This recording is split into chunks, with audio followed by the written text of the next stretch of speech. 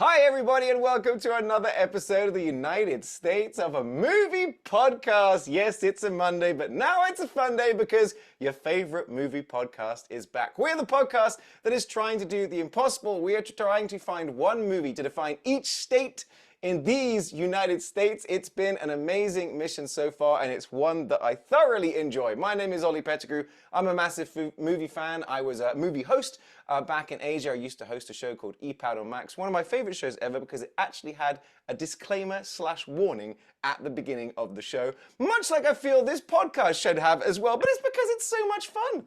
Because I found two guys that love movies just as much as me, and we are closing in on the end of season 1. We've almost done all 50 states, but today things are gonna get weird because we picked some strange movies for the state of Kansas. To get things started, let's welcome back our amazing co-host.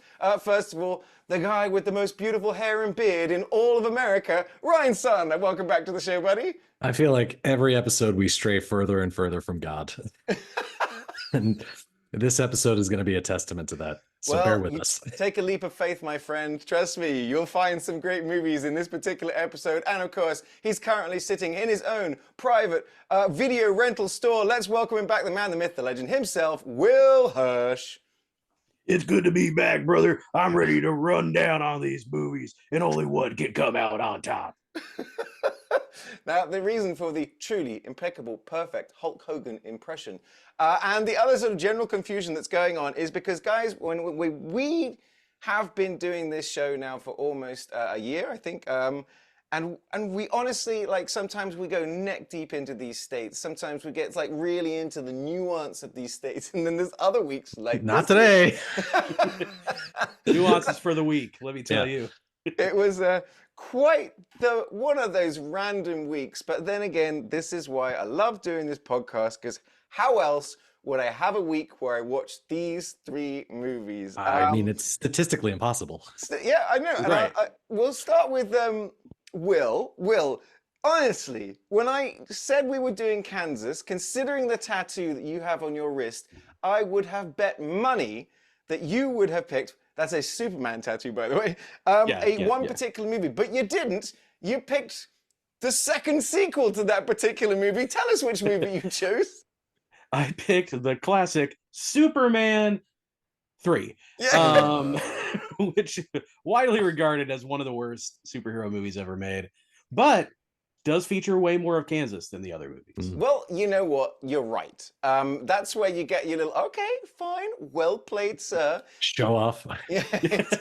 Out of all the Superman movies, I guess it does feature the most Kansas because it involves Clark going back to his school reunion, meeting Lana Lang, and there's another plot. This is a 2-hour movie with about 30 minutes of plot to it. It's wild. It felt like a TV episode of the 1960s Batman. But in all honesty, like, it is fun. I remember saying it to my missus. I was like, we're doing Superman 3. She goes, oh, that's the fun one. You know, Yeah. I liked it. It's silly. Yeah. It's silly. It's definitely silly. That is for sure. And it's interesting. So it's directed by Richard Lester, known for his campy filmmaking. No shit. He also directed The Three Musketeers, The Four Musketeers. And this is where it kind of gets interesting to me because that's for the Salkins, Alexander and Ilya. All right. They also produced The Three Musketeers and The Four Musketeers. Now, that very famously caused a problem which then involved new laws and regulations in film directing and acting because, well, Will, do you know this story? Not well enough. I only know like kind of the Superman side of it. So that's the connection. Yes. So because the Salkins basically they contracted all these people to make the Musketeer movie, where it starts off with the Three Musketeers and ends up with the Four Musketeers. But what they ended up doing is because they had so much footage, they cut the movie in half. They made Three Musketeers, they made Four Musketeers, but they'd only paid everyone for one movie. And this is the same issue that happened with Richard Donner with Superman 1 and Superman 2, that they basically took everything that he'd shot for Superman 1, kind of cut it in half, split it into 2 movies, wasn't going to pay them again, caused all this kerfuffle. So we've actually kind of accidentally landed in the middle of quite an interesting bit of movie history, because it changed the way contracts are written. It changed the way people approach movies, because they said you can't take advantage of us like that.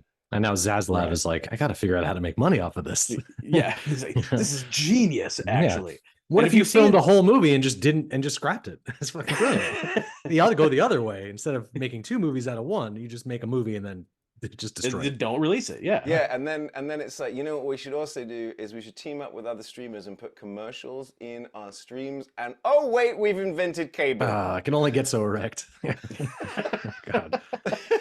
The future's we great, are everybody. traveling backwards. Fuck me. Future of entertainment's amazing. So Flawless. Superman 3 is the 1983 movie. That's so crazy to me to think that the first Superman is like neck deep in the 70s, isn't it? And even Superman 2, it's like, it's wild. But this one is Christopher Reeve, just giving 1,000% in every single scene and line and moment. Also, He's in a different movie. It's crazy. he is very much in Yeah. a different movie. But he's in a movie with Richard Pryor, Annette O'Toole, Robert Vaughn, Annie Ross, Pamela Stevenson, I really enjoyed her, and Margot Kidder does turn up. Also featuring Margot Kidder. Yeah, Or yeah. something, right? A very major sort of like in the credits that she's in this movie, and she rocks up at the beginning and goes, "Bye, I'm on vacation. This I'm is going to another Bermuda." key." Yeah. Yeah. Okay. And And then comes back, probably shot on the same day into the same set. You know, it's just like, oh, I solved this problem, and then gets jealous of Lana Lang. Now, the whole reason for all this kind of like kerfuffle is that Christopher Reeve, Margot Kidder, a lot of people were still very sore over the firing of Richard Donner. So there was some sort of like protest to this. They were like, Christopher Reeve wasn't very happy with this particular film, but at the same time, kind of like Ryan said, it's kind of fun. Yeah, Like, I enjoyed it. Yeah, was that your Felt very first time, Ryan? felt very comic booky. I don't remember ever seeing this movie as a kid. Like I remember the first one. I don't remember Superman 2. I just learned there's a Superman 4. Yeah, definitely. which we're doing next, by the way. It's not in any of the states, but we're still gonna watch. Superman 4 Musketeers. But yeah, I maybe had seen this like forever ago when I was a kid. I was born in 83, so I definitely didn't see this when it came out. But watching it now, I'm like, I cared more about the whole like Richard Pryor side of the story than I cared about any of the Superman shit. Yeah. That was way more entertaining to me. It's quite fascinating. That Richard Pryor is in the first 2 minutes of the movie introduced to us as a guy that's been unemployed for a year. And then in the time it takes for the opening credit shenanigans to go crazy, which is just a bunch of slapstick. It's like a Rube Goldberg machine which I thought, like, it's so funny. I didn't even look up that Richard Donner didn't direct this, but it felt very like the opening to Goonies. Like it's this very elaborate set pieces. It was so entertaining. And it was all triggered by Pamela Stevenson walking through a scene. Just being and then a pretty woman, yeah. one thing begets another thing, begets the blind guy. Now he's lost his seeing eye dog. Now he's Fucking attached. He's wild. slapping on a guy's. And like Like a Will- cartoon. Will, that's the thing. See, Will, you were going after it in your text, and I was like, both me and Ryan were like going, I like it.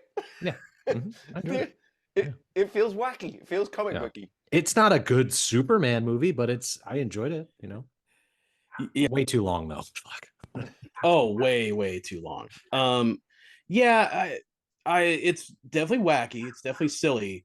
It's just I don't find any of it funny, like in the least. Like Richard Lester and I, like our sense of humors are clearly completely different.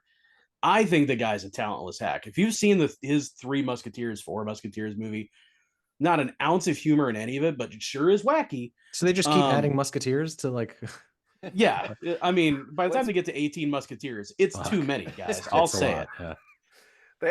They are based off the books. They are pretty accurate. I did read the books, but like I know what you mean. I actually like those movies. They were buckles being squashed, but I know what you mean as well, Will, regarding the sense of humor. I can see your point in that regard. It's just not my kind of thing. It's like real obvious, like real, like sort of like non-clever vaudeville. Like, oh, he caught a pie. Oh, it hit somebody in the face, and I'm like, Yeah. ha. Yeah. That's 2 movies in a row this Like, week where let's pies go. hit faces. So that's cool. That's true. We're on Well, brand, baby. Yeah, well, actually, yes. Well, let's continue. Let's continue the brand. We'll get back to Superman 3 in a minute. Ryan, Shit. I use the term movie loosely, but why don't you tell us about the movie that you brought to the table? I picked the iconic wrestling fueled action of No Holds Barred, starring my favorite actor from Gremlins 2, Hollywood Hulk Hogan. Hell yeah, brother. Hell yeah. The most famous of all Kansas-based movies in the history of moviedom is a movie, honestly, I'd never heard of. That's This- kind of this why is- we picked it, or I picked it. I thought like, oh, this is right up your alley. This. What was I yes. wrong? It stars Hulk Hogan, as mentioned. Also stars Tiny Lister from Friday, the president from The Fifth Element, and his lazy eye definitely stars in this movie. Oof, It's yeah. do the crazy eye. And from if anybody's from Tempe, Arizona, from the Lakes neighborhood, he right. he had a home there. I had friends who met with him all the time, said he was incredibly nice. I bet he was. He looks like a Oh big old yeah, teddy you bear. can't look like that and be an absolute monster. Yeah, they loved him. So Yeah. That's cool. He does look like an absolute monster, though. He's absolutely gargantuan. How many eyebrows do you want? Just the one. Yeah, I know we got to get into the confusing eyebrow choice of that one. Is like, okay, take a little bit off from the right, but let's fit it in the middle, and then just leave Yeah. a Z. Well, on he had the like a side. scar too. Yeah. Fucking wild. Zeus. There's so much to talk about in this movie. There is a lot to talk about. In particular, actually, Kurt Fuller, who is Incredible. playing the Vince head McMahon. of OCT Light, is the best way of putting it. Yeah. He works for the World Television Network, which let's just pretend is based in Kansas, because apparently this movie was shot in Topeka, Kansas. That's it. That's all we've got going for this movie. Allegedly, do we know that for sure? Who's to say? Yeah. I'm trying to find some confirmation to that. Not a single license plate in this film, so I don't know. But what I like about Kurt Fuller is someone that I know from Ghostbusters 2, from Wayne's World, from Scary Movie as the goofy sheriff. Yeah. He actually, He's great. his evil arc, he does pretty well in this movie, actually. Talk about swinging for big swings in this performance. It's crazy to me. I know we'll get into it, but by the end, he's just like ripping out wires and destroying things for some reason. I don't know. He's a feral businessman maniac. By the end of it, backhands. He is Vince McMahon. Like that's I'm not arguing on that. He backhands ladies and things like that. Yeah. Like he actually becomes pretty evil. he's quite But the I'm villain. like, Yeah. oh, he But played he's- it well. I was and- calling. There was him and his two flunkies. I want to. It's David Kurt Paymer Fuller and David Payman or something like that. No, Kurt Fuller, David Payman, and somebody else. But I called them the OCP3. They just reminded me so much of like a boardroom from RoboCop. This movie reminds me of with more so many cocaine. different things. Watching it, it's like it's got a little bit of Roadhouse, a little bit of Streets of Fire, a little bit of Kickboxer, a little bit of Over the Top, and like it's the wrong parts of all those movies. It's, Yes. but that's very accurate, Ryan. Very accurate. There was times like going, oh, this is the Roadhouse. Yeah, it's just this. Or, very Roadhouse. Like we'll get into the idea of this bar scene that's somehow like a biker bar / wrestling den / tattoo parlor / dog fighting ring. It's basically a perfect place. crazy. Like, it's we all wish we could go there. Yeah. There's like 100 people in this place with half as many teeth. It's wild. So then, Will, you told us as I started the movie, you told me something about how this movie was put together, written and created. Could you tell us a little bit about this? So I will say this is allegedly, but based on the people involved, probably 100% accurate. That Hulk Hogan and Vince McMahon, I don't think this was an original script. It could have been. Regardless, they found a hotel room and they literally wrote it over a weekend. They didn't leave the hotel room for a weekend. Wrote it in like 3 days. And this is the allegedly part, doing a lot of hard drugs. Oh yeah. And this is the movie that came out. And if you watch the movie, it feels exactly like that's how this movie was made. However, I brought this point up to you guys, and you guys did not respond to it. Which is, there's a scene, the bedroom scene in this movie. It's incredible. The hotel scene where they put up a curtain. I'm not joking. Is a direct reference to the 1934 Oscar-winning film "It Happened One Night," starring Clark Gable and Claudia Colbert. And I love the thought of these two guys, just muscle idiots, just sitting there watching it, like, it's such a good movie, man. Like Clark Gable is so charming in this film. Like, Just ripping After their lines off third his own 8-ball, pecs. yeah. just- yeah, we got to reference this movie, brother. Like, it's just incredible. I like to picture that actually happened to them in the hotel room where they had to they get in there together, and it's just the one queen bed, and they're like, well, we got to do something about this. So they put up Vince, a you got to partition. stay on your side of the bed. Yeah. And also, Fucking what that- the hell is Hulk Hogan wearing? He's wearing like a women's negligee in this particular moment. It's absolutely bonkers. And we will get into that movie too. I Yeah. honestly, guys, I don't even know where to begin, because then I brought a movie to the table that neither of you had seen, right? No, Never no. heard of. Never Yeah. heard. Fascinating, because this is a movie I've watched honestly a lot since it came out. It was one of those movies I just love Steve Martin. Yeah. I always have. As a kid, I loved him, because of Dirty Rotten Scoundrels and stuff like that. Watched this movie because it's a Steve Martin movie. And I always remember kind of enjoying it and it being kind of an interesting story. The movie I brought to the table is 1992's movie Leap of Faith, starring Steve Martin, Deborah Winger, Liam Neeson, Philip Seymour Hoffman, Yeah. Meatloaf, again, 2 weeks running. Lucas Haas back on the show as well. Mhm. And Lolita Davidovich, I believe, who plays his sister, who's kind of like the potential love interest kind of thing with Steve Martin. But this, what was your reaction? So I watched this one. So we were all in Arizona, by the way. We all sat down and watched Terrified together. Will loved it. I have not been able New to favorite movie. Oh man. I've not been able to stop talking about that movie, which has been living rent free in my. I warned you, the ending is very divisive. Oh, People are Terrifier split joke. in that movie.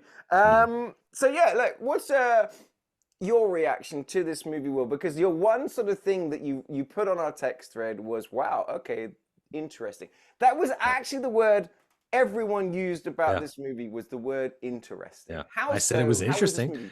movie?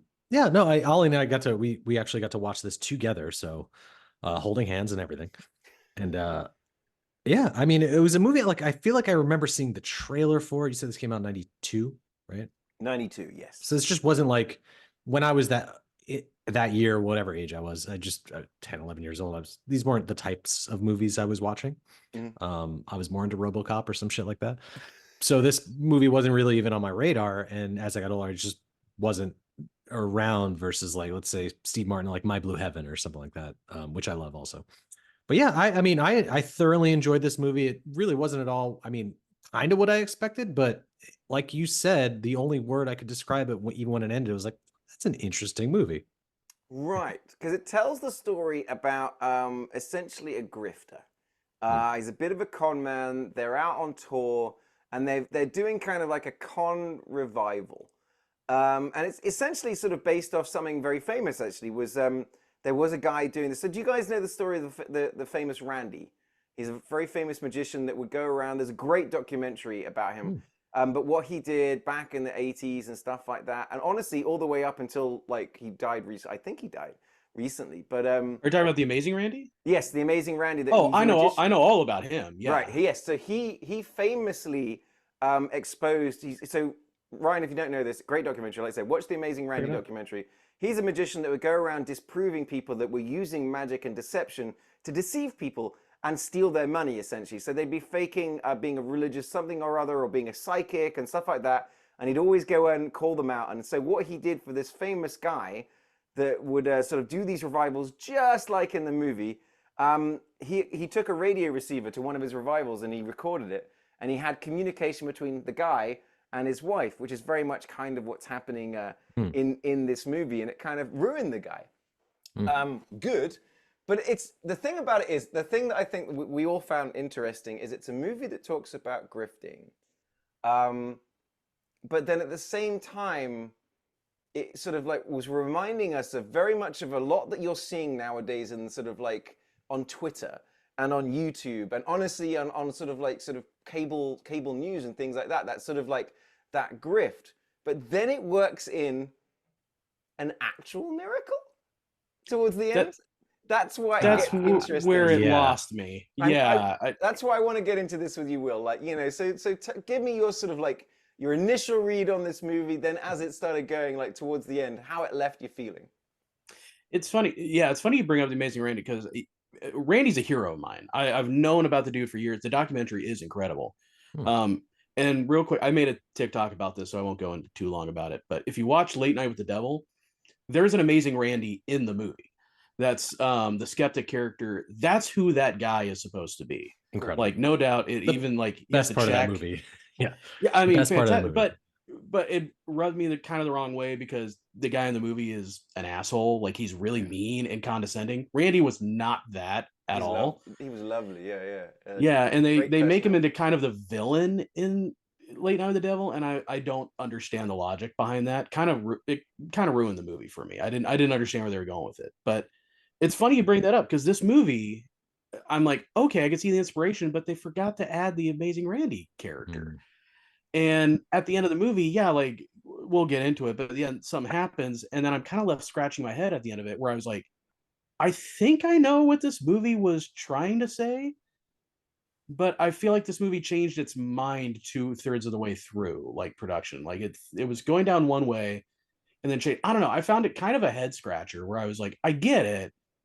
I don't understand why you chose to present it this way. Yeah, I see what you mean, because it's like this movie is a movie doing this thing for the whole movie until suddenly it does this other thing and then it kind of wraps up, which is like it sort of throws in a little bit of like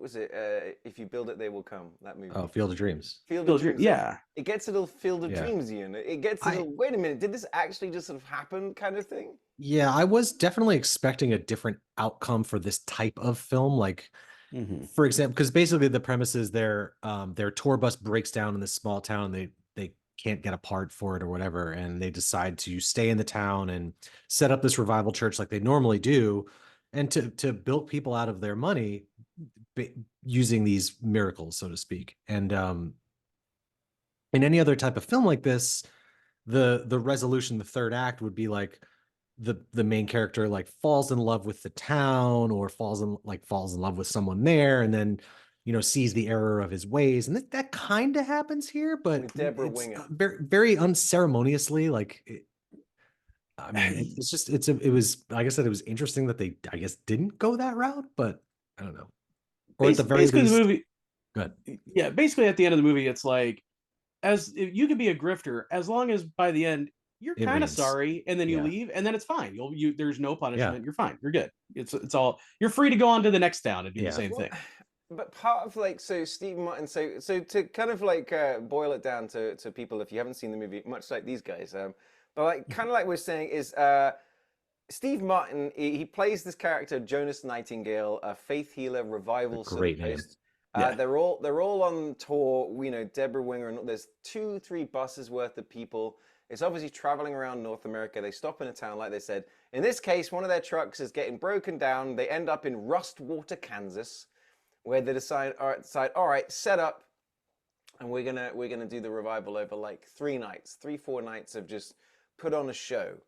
And it's something that, so Liam Neeson with a flawless Kansas accent, by the way, a flawless Kansas accent. I forgot he wasn't. Very next of kin, yeah.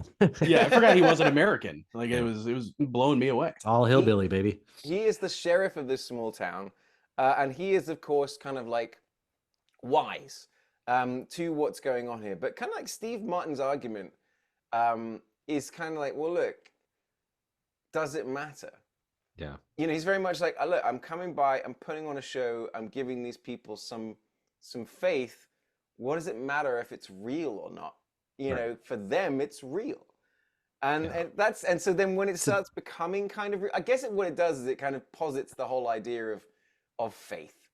In as much as like Lucas Haas, who's like injured in a car crash, can't really walk, finds that he can towards the end of it. And is that just like the placebo effect of belief?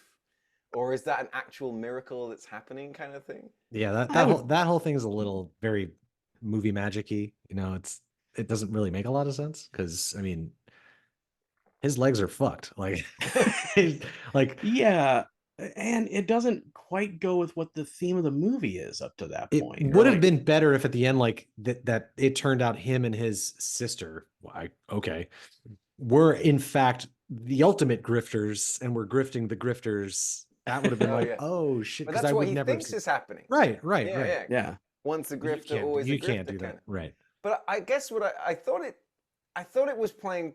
Now, Will, here's my theory as to why it kind of like in the later parts gets a little okay, because throughout the first 2/3 of the movie, this guy and his crew, and it's very entertainingly done. You know, they're Mhm. listening in conversations and they're sending it back through the radio, or like the guy goes finds an old lady and gets her to sit in a wheelchair and then wheels her to the front so later she can walk, and it's a miracle. But Yeah, it's and like it's not too malicious either. Like right, but he what is they're hitting them doing. up for money. It is. They like I'll listen, there's two ends of the spectrum. Like on one hand, yes, they're bilking these people who don't have a lot of money, this small like farming town, or it hasn't rained in I forget how Forever, long. you know. But Yeah, and they need rain for the they need crops. water. Like but it's like it's a very divisive thing in that sense that one hand he's taking all their money, but on the other he's like kind of giving them what they're looking for. Like So like let me sort of like finish articulating the point that is that I think I'm watching this movie with Ryan and I go, ooh, you know, the tough part is that he is grifting Christians by using their faith against them. So in the last sort of third of the movie, what it does show is that the faith of these people has actually brought them together. Mhm. Like even though he has kind of led them down this path, you know, it's when he comes outside and it's that little moment of, and I'd say that they put that out to just people, but everyone is outside. They're there, they're united, they're just camping together, they're playing music, they're laughing, they're feeding, they're looking after each other. It's like it's brought out the best in these people, that their Right. faith has been sort of like, and it's showing people at their best being with each other. And then you get the moment of the rain, and then it's like, all right, here we go, an actual kind of miracle kind of situation. But I feel like had they not done that, it could have been very much Christians are idiots. You know what I mean? Yeah, it could have Right. gone. It Yeah. definitely could have gone that Which route for sure. Yeah, which is not the direction they should have gone. I think just kind of what this movie is missing is a little bit more clarity on the part of the main character. There's a little bit of like, what are we rooting for this guy? Is this supposed to be a redemption arc? It kind of is. Right. But the fact that like things like the rain seems to be thematically tied to his actions is kind of what made me think like I don't think the writers of this movie are thinking this through all the way. Like, why is like the miracle of the rain dependent on this grifter kind of giving up his way? Like, it was a little bit of like there just needed to be a little bit more Yeah, clarity. I Like, agree. it's a little too muddled. Like Well, that. you know, and it's interesting. I'm sitting. So first of all, I'm here. I'm reading through it a little bit much. Now, this is something I've seen this movie a bunch of times, and I haven't picked up on this, and I don't think any of us picked up on it. But there was a throwaway line by Marva, the sister, played by Lolita Davidovich, that says the doctors sort of when they investigated him after the crash, Lucas Haas, there's nothing physically wrong with him. Oh. That it's kind of they theorize Oh, psychosomatic. okay. So that's why. So in this situation, that kind of explains okay that we can give the whole Lucas thing, a Lucas Haas thing, a bit of a pass. And the But other part being that Ryan, you were talking about usually you'd have Steve Martin and his arc would be he'd fall in love, and he's got that character Lolita Davidovich who's trying to Mhm. bang the entire time.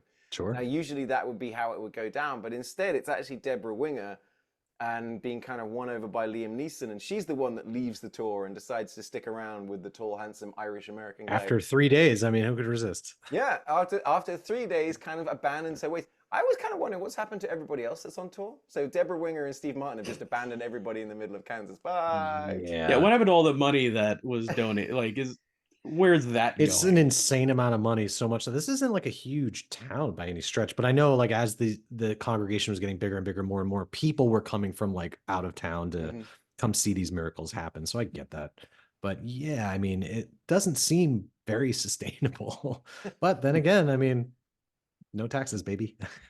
We gotta talk for a little bit about that. Steve Martin is fucking incredible in this movie. He's Oh, like, he's so great. good. Yeah. Yeah. His like when they get up on stage, and I was wondering how they shot it. They must have multicammed it because you can also tell that they're singing live, the music and stuff like that. So I'm guessing they've actually rehearsed the show, you know. But like Steve Martin in that situation, he's incredible. Yeah. He's so engaging. He's so everything. I mean, the guy is so endlessly He's talented very in my opinion. charismatic for sure. But in like, this, tell me another Steve Martin performance, you know, that kind of like catches you like this. Little Shop of Horrors as the dentist. I mean, come on. Yeah. He's pretty amazing. Give me one Steve Martin performance that's not that. He's just so good. Did you guys read who was cast initially? Nicolas Cage. Adam Driver. No and no, and no, but Martin this Short. person did play Batman. Val Kilmer. Michael Keaton. Ooh. That Right? Yeah. As soon as you hear it, you're like, Yeah. oh yeah, Yeah. he would have been Michael good. Keaton as Beetlejuice. In a Batman cowl while proselytizing. As Better Birdman, sure, yeah. movie. And he's a newspaper editor. We brought it to all his best roles. Listen, we can all say our favorite Michael Keaton performances, but we all know the best one is him and the other guys doing TLC lyrics. Actually, kind of no doubt. Those It's are chasing actually- waterfalls, Ryan. Yeah. I mean, I dug this movie a lot. I thought all the performances were really, really good. Philip Seymour Hoffman is just playing the exact same character from Twister, which I really connected with deeply. Meatloaf is also in this movie. He showed up as well. Yeah. There's our a favorite bit. guy. Our favorite guy from Mighty Ducks. Yes, your yes, creepy yes. guy. Oh, And Lost is what I know him and from. Con Air, the pilot from Con Air. Let's not. That's forget. right. There's a bit at the beginning of this where I audibly gasped. Is when they're at the diner when they first get into the town, and he orders. Can't believe I'm about to say this. He orders the KKK omelet, and then looks at the servant and says, "No whites." And I No, was he like, said whites only. "Whites only." Excuse me. Yes. Wow. That is. And then Yeah. 5 seconds later you go, oh, I just got the KKK joke. That's what you said. Yeah. Because you were, See, that's how I order my breakfast. I didn't know what this was from. because you were definitely like confused because he's sitting at Whoa. a table with I like did. all of his gospel singers. I did though. I did. I was like, What? oh, still a weird line in this movie. Okay, well, is that as weird as going for a jog in jeans, Oh trainers, my a god! cut-off sweatshirt, and a cowboy hat? You don't do that. Insane. Insane. That's how you run around in Texas. By the way, not to spread too many rumors. This guy has been dragged through the mud enough, but I will say, I know some people out in LA who've been to certain gyms and said Shia LaBeouf works out in jeans and boots. No, Yes. no. No, I've heard that. I don't And then like it. everyone's Yeah, I doing, don't you like see it. Lenny Kravitz? Like the Yeah, guy's oh, God. 60 years old and he's doing sit-ups In and leather bench pants? presses. In leather pants, Yeah. man! And it's, who My cares? God. You haven't thought of the smell, you bitch. Well, it did remind me God. of the scene in was it Miami Connection, where they go to the gym / dojo and it's Yeah. like a carpeted floor and everyone's Yeah. just in jeans. Like, was that just the fashion for the time? And Like, everyone is spandex was working in? out in just weirdly inappropriate outfits and stuff like Yeah. that. And it's like, yeah, so the jogging in the jeans thing is such a weird choice. Just in every way, like, as I don't know, as an actor, was it an actor's choice? Who said, you know what, this is the guy, Jonas Nightingale, you know what he's going to do? He runs in jeans. I mean, Yeah. This is 3 movies with bizarre outfit choices. Yeah. When I think about it. Yeah. Although I love his disco jacket. I would actually Oh yeah. that ruled. don't you remember, Will? I used to have it hanging on my chair at right this minute, but I actually have a jacket very, very close to that I got. It got made That's when I was right. doing Lonely Planet in China, and it doesn't matter why, but I've got a jacket very similar to that it's basically a disco ball jacket. Here I go grifting I do again. remember that. Yeah. Oh man, That's cool, man. But like at the same time, is it being sort of like in a way sort of strange, or just like, and what is going on? Is you can't argue that it's like I'm very entertained by this movie. I liked it when I was younger. I liked it in my 20s. I'm now in my 40s. I'm like, I was glad I picked it. I knew I wanted to watch it. When I found out you guys hadn't seen it, I was like, cool. Yeah. I find it an enjoyable movie. I know that we're sitting here and we're watching it through the lens of, oh, it's a movie podcast, we've got to talk about things. But at the same time, it's one of those movies that if it's on, or if I'd be like flicking channels in a hotel and, oh, Leap of Faith's on, boom, good. I'm It's just a gonna feel sit good here. movie for sure. I mean, I'm probably not going to go out of my way to rewatch it again. But I did enjoy the heck out of this movie. You know, it made me a believer. I think I enjoyed it. I don't know. Well, I don't know. Why is I'm Liam Neeson in this movie? I don't Yes, Why understand like it. is Liam Neeson in this movie? Yeah, that's strange. What? Well, the thing is, you've got to woo Deborah Winger. You know, Mhm. so he's got to be That's when you someone. get Billy Crystal. Duh. Interestingly, so I'm watching this, and I said to Ryan, I was like, yeah, "This chick's good." I've honestly never seen a movie with Deborah Winger in before, apart from this. So like, cause like Will, you were texting some jokes about like, I hope better not have. Oh, it's His got Deborah Winger. his arch nemesis, Deborah my Winger. arch, Sure. yeah, Yeah. But I but I saw An Officer and Gentleman once. I know I yeah, did about 20 years ago. But outside of that, I didn't watch Terms of Endearment. I haven't watched Shadowlands and things like that. So all these movies, you look at her filmography, I go, I haven't seen any of those. I do want to say that she's really good in this movie. I really like she's her very in this good. movie. Have you seen yeah, Will, have you seen she's in Forget Paris, right? With Billy Crystal? That's why I said that. That's her? yeah, I yeah. I and think so. a movie I don't know that was just on cable all the time, so I watched it when I was a kid. He's basically a Right. referee, and it's got all the like Knicks players, and the famous line from the trailer when he's standing next to Muggsy Bogues is like, you're the only one I can talk, or Spud Webb, Muggsy Bogues. I think it was Muggsy Bogues, where he's like, I you're the think only yeah, one I can talk to because they're the same height. yeah. Yeah. I think I get it mixed up though because I think Billy Crystal did like 2 other movies where he was a He referee. I did forget. Forget What? Paris. She's in Forget Paris. Yes. Yeah, okay, Yeah, that's the one I remember. Well, she was in Forget Paris in '95 and then wasn't in another movie till 2001. She's in Space Odyssey. This is crazy. Yeah. she was Hal. Wow. Okay. But yeah, she's in so many movies that I haven't seen that I have heard of. She's in E.T., but in uncredited. Officer Yeah. and a She Gentleman, I plays know I've E.T. seen it, but I never saw Uh, Terms of Endearment or Mike's Murder. Legal Eagles I've heard of. Never heard of Betrayed. Everybody Wants to Shelter's Guy. No, okay. There's so many. Forget Paris, Yeah. yes. It's the only thing I know her from. Rachel Getting Married as well. Wasn't that with what's her name? She's currently got a new movie out. Anne Hathaway. Anne Hathaway. Yes. So I yeah, get Rachel Getting Married mixed up with, and this is for no reason at all. I don't know why I mix these movies up, but Pieces of April, which is the what's her name from Varsity, not Varsity, from James Vanderbeek. Dawson's Creek. Yeah, no, what's her name? She was married to Tom Cruise. What's her name? Katie Holmes. Oh yeah. Katie Holmes. Pieces of April and Rachel Getting Married. I get mixed up. There's no reason why.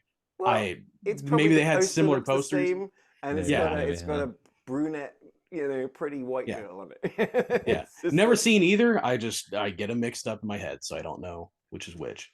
But yeah, so But- this is basically my only real experience of Deborah Winger, but I do enjoy her. They had great banter, her and Steve Martin. They've also Yeah. got an interesting relationship. Like Ryan was like, so are they dating? Are they fucking? And I go, Or my had read on they it was always that before? they probably fucked, that they've got Yeah. a professional respect, but they've got more like a, all right, Yeah. we're kind of homies, Yeah. kind of Sure. Right. like Yeah. vibe. We can be just like, we're on this journey together. I work well with you, you work well with me. We Yeah. understand, we're just open and honest with each other. We understand each other. But I think it really worked. I really enjoyed Mhm. the whole, when she's, she's on the radio messing with him and he's like, no, I had the- time for, Oh, that's great. Their whole Yeah. dynamic of her like being his like radio person was great chemistry there. I love the bit where I knew it was coming, where he's got the fake watch and he stomps on it, and of course he's just got like a Ziploc bag full of fake watches. But there's this Yeah. like running through line where she wants this like ruby ring that he has, and he finally gives it to her at the very end, and I'm waiting for him. Like it's him and like the truck, and he's just got like a bag That- of those. That's what I was waiting for too. Like, yeah. Okay, got another one. And then like, Yeah. Oh, man. another great part of the movie that I always enjoy is the part where he gets outed. Much like, The Amazing Randy kind of does, is that Liam Neeson rocks up and goes, this guy's a grifter, as in he's got a criminal record, this is his real name. And then it's almost like there's actually, I kind of, there's a look. You almost see Steve Martin look at Deborah Winger and they go like, yeah, it's okay. We've got something for this. We know what, thank you very much, Liam Neeson. This has because now- happened before, Yeah, and it's like, Mhm. you're going to listen, if you're an alcoholic, who are you going to go to? Someone that's never had a drink? Mhm. You know, you need the king of sin. And that scene, like I said, it's, you know, you look at some of the reviews and they go, all right, narratively, this, that, and the other, but Steve Martin, Steve Martin, Steve Oh Martin. yeah, for He, sure. he's the- great. Mhm. Whatever he's selling, I'm buying, man. You know, like Mhm. if he busted out a banjo halfway through or done the Three Amigos, then bish bash bosh, we're off to the It'd be a races. weird movie if he did, but I hear what you're saying. You're Don't- referencing weird movies, and you bought No Holds Barred, so you can, Nice segue. Nothing, you nothing got- weird. Nothing you weird got about that no one. leg Yeah. to stand on, motherfucker. Yeah, because they're A broken. flawless film. No, so I mean, I'm sort of interested in the would you now like recommend this as to so we have some podcast listeners who do go through who are trying to watch movies alongside. I think this is actually available on Max or on a streamer is, right yeah. now. Mhm. Is would you say this is a give it a watch kind of movie? I definitely think so. Yeah, I like this movie. It's very it's sweet, but you're right. It is missing like a little something to make it. Could have been like a perfect film. It's just it's like 80% of the way there. It's just missing Right. like a little something. Couldn't put my finger on it, but Yeah, I'm it wasn't baked long enough in the oven. It's still a little soft in some areas where it Got a needed a soggy little bit. bottom. Got a soggy bottom. But yeah, since it's on Max, it's pretty easily viewable. I would give it a recommend. Like I wouldn't if this was not available on a streaming service or not easily findable. I probably wouldn't recommend it. But because it's easy to find, I don't think you're gonna hate watching this. You're not gonna be like, I wasted my time. But it's not, and you'll probably like it better than I did. Yeah, it's not gonna blow your mind. It's not the best Steve Martin movie, but it is a Steve Martin movie, and that's enough for me.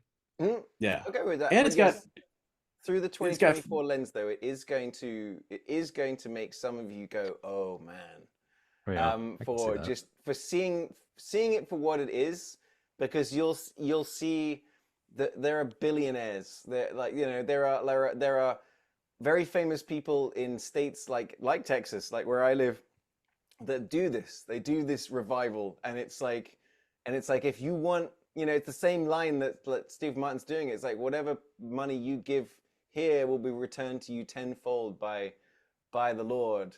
So give me your money. And it's happening, and it happens all over the world. Like even in Singapore, when I lived there, they're one of the biggest churches. They ended up, guess what? They ended up getting busted and going to jail, kind of thing, for being frauds. But it's like part of you that bothers you about it is that they're taking advantage of people's innocence and faith. And you'll see it in that lens today, that in a movie in the 90s, it's like almost kind of like, oh, they're like, you know, it's small town. They're just taking people for $5, $10 here. Whereas nowadays they're taking them for millions and millions and millions. And it does leave a bit of building these like mega churches. Yeah. I would say like, this is fine to give this movie a watch, but actually that Amazing Randy documentary, I would put way higher. Like that. Is that streaming anywhere? Is that on anything? I think it's even on YouTube. It definitely has been streaming, but yeah, I'm 100% agree with Will. Just Google The Amazing Randy. It is a fantastic, a thoroughly interesting watch. I remember actually watching it. I believe I watched that in LA. I was staying with Justin Willman, very famous magician. Like, so I know all these magic guys. And so he's like, oh, you've never seen this? And we're like, all right, fascinating. I only know The Amazing Jonathan. May he rest in peace. I saw that too. Yeah, that's also a pretty interesting documentary. He's incredible. Yeah. All right. Yeah. So look, I enjoy this movie. I think it's got something for people to enjoy. I kind of liked the sort of like the ending. I know it's a little strange. I know you guys don't feel it stuck the It's an unexpected ending. I think that's all it was. Like it didn't feel resolute, even though it very clearly is. Like I even asked you, you know, when the rain finally comes, he decides to skip town, and he gets picked up by a truck driver, and then the rain comes, and in my mind I'm like, oh, is he having the truck driver like bring him back to the town? But no, he's just going to Pensacola, Florida to do whatever. That's what I mean. It just needed a little bit more work to make that ending work. It wasn't needed a little properly. more. Yeah, I agree. It's no holds barred. Fine. Yes. No. Yes. We gotta save the worst for last. Well, we are. Superman 3 is last. Yeah. So no, let's No, let's not. Let's do Superman 3 instead. Let's do. Because we are going to save that one for last. Much like the Superman franchise itself, we'll save the utter disaster for the end. To our audience listening, like we always talk about, we try to, if the stars align and we can sync up our watches together, it becomes an unending barrage of text messages and memes and just really untoward things. Unfortunately, my viewing of Superman 3 didn't align with theirs. So I was busy, or no, I'm sorry, the other way around. You guys were watching No Holds Barred, and I was fucking stuck watching Superman 3. And here I feel like I'm like the kid behind the glass, like looking through. I'm like, oh man, I wish I was over there watching that movie. But I was watching fucking Superman 3, and I enjoyed it. I don't know why I'm saying it like that. I had a good time. I'm just upset that I guess what I'm saying is I'd be remiss if I didn't say I was bummed we didn't get to watch No Holds Barred together, because it's a fun group watch in the vein of like a Stone Cold or a Terrifier. You put Terrifier on, exactly. Yeah. Well, not only did we watch Terrifier, but prior to that, we watched my favorite rollerblading movie ever, Airborne. Wow. And you know what? You want to say it. Like, you know what? Yes. Here we go, ladies and gentlemen. 10-minute segue. But we're going to talk about the movie Airborne. I've never. No, we're saving it for next time we do Cleveland or Ohio. It is a really, really like bonkers. A movie I started making fun of. We both did. Will and I were kind of poking fun at this movie in the first 20 minutes. And then Ryan keeps talking about the last 20 minutes. And we're like, well, what is it going to be? What's it going to be? Some 20-minute long, really, really well shot, quite intense, excellently stunted rollerblade race through the entire city? Because guess You're goddamn right. Yeah. My God, I was so mad when it was awesome. I forget because the movie we'll talk about this for a second, but I remember seeing this movie a lot when I was a kid, and I loved it so much so that I'm like, oh my God, this is my Ohio movie. Like, I gotta pick this, not realizing we did Ohio like 2 weeks prior. And I'm like, God damn it. I was so mad. But I'm glad we got to enjoy that movie together. Yeah, that's a fun one. We're definitely bringing that back in season 2, because it is a movie that I think more of the world needs to know about. It stars the cutest little cutie patootie teen boy of just like, he's got such a smile, he's such a surfer, and I'm like, this guy never went and did anything else. He moved to Texas and sold real estate. Yeah, like, still does. Seth Green with his traumatizing, quite honestly, his hair is like oof. Well, he's got the most lesbian hair I think you can. Like, it's the same wig Debbie Mazur wears in Empire Records. I think I said while we were watching it, it's what the character Willow wears on Buffy Vampire Slayer. I think he just. Oh yeah, It's exactly the same. Wasn't he also in that? Yes, that would be his girlfriend in the show. Right? He was the werewolf. Yeah. Okay. What's funny about Airborne? What's funny about Airborne though is, when I came back, I told my roommate Ryan, I was like, have you seen the movie Airborne? And Ryan was like, did Ryan pick that? Like, you guys have the same exact movie taste. He was telling me, like, that movie's awesome. It's a great movie. It did not suck. I credit where credit's due. By the end, that movie won us over. And like, Ryan's like, I've got another experience just like this for you. And then he banged on Terrifier. And I've never heard Will rant more about any movie ever. And like, I was like, Will found nothing positive to say about that movie whatsoever. It's some people should not be allowed to achieve their dreams of being filmmakers. Like, we should gatekeep the filmmaking industry somewhat. That's just my personal opinion that happens to be correct. I know it's a shitty joke, but I love how divisive the movie is. Because people really love the character. I think Art the Clown is amazing, and I stand by that. I think he's fantastic. Well, he's referencing a scene that I'm not going to go into. It definitely gets fucking crazy. Bone tomahawked. It gets bone tomahawked. You've either seen the movie or you're a fucking pussy. There's no middle ground. There was a bit where there's like a curtain hanging up, and I predicted what was going to be behind the curtain. Like I said, well, you wait, it's going to be like this. And it was that times 1,000. I was like, oh, it's that kind of movie. Oh, great. You were thinking too classy. Like, you were thinking like Silence of the Lambs, like, Robert Demi, like, oh, I got it. It's going to be this. Anyway, it's a fun movie. But yeah, Airborne's great. And what are we doing here? Superman We're 3? doing no.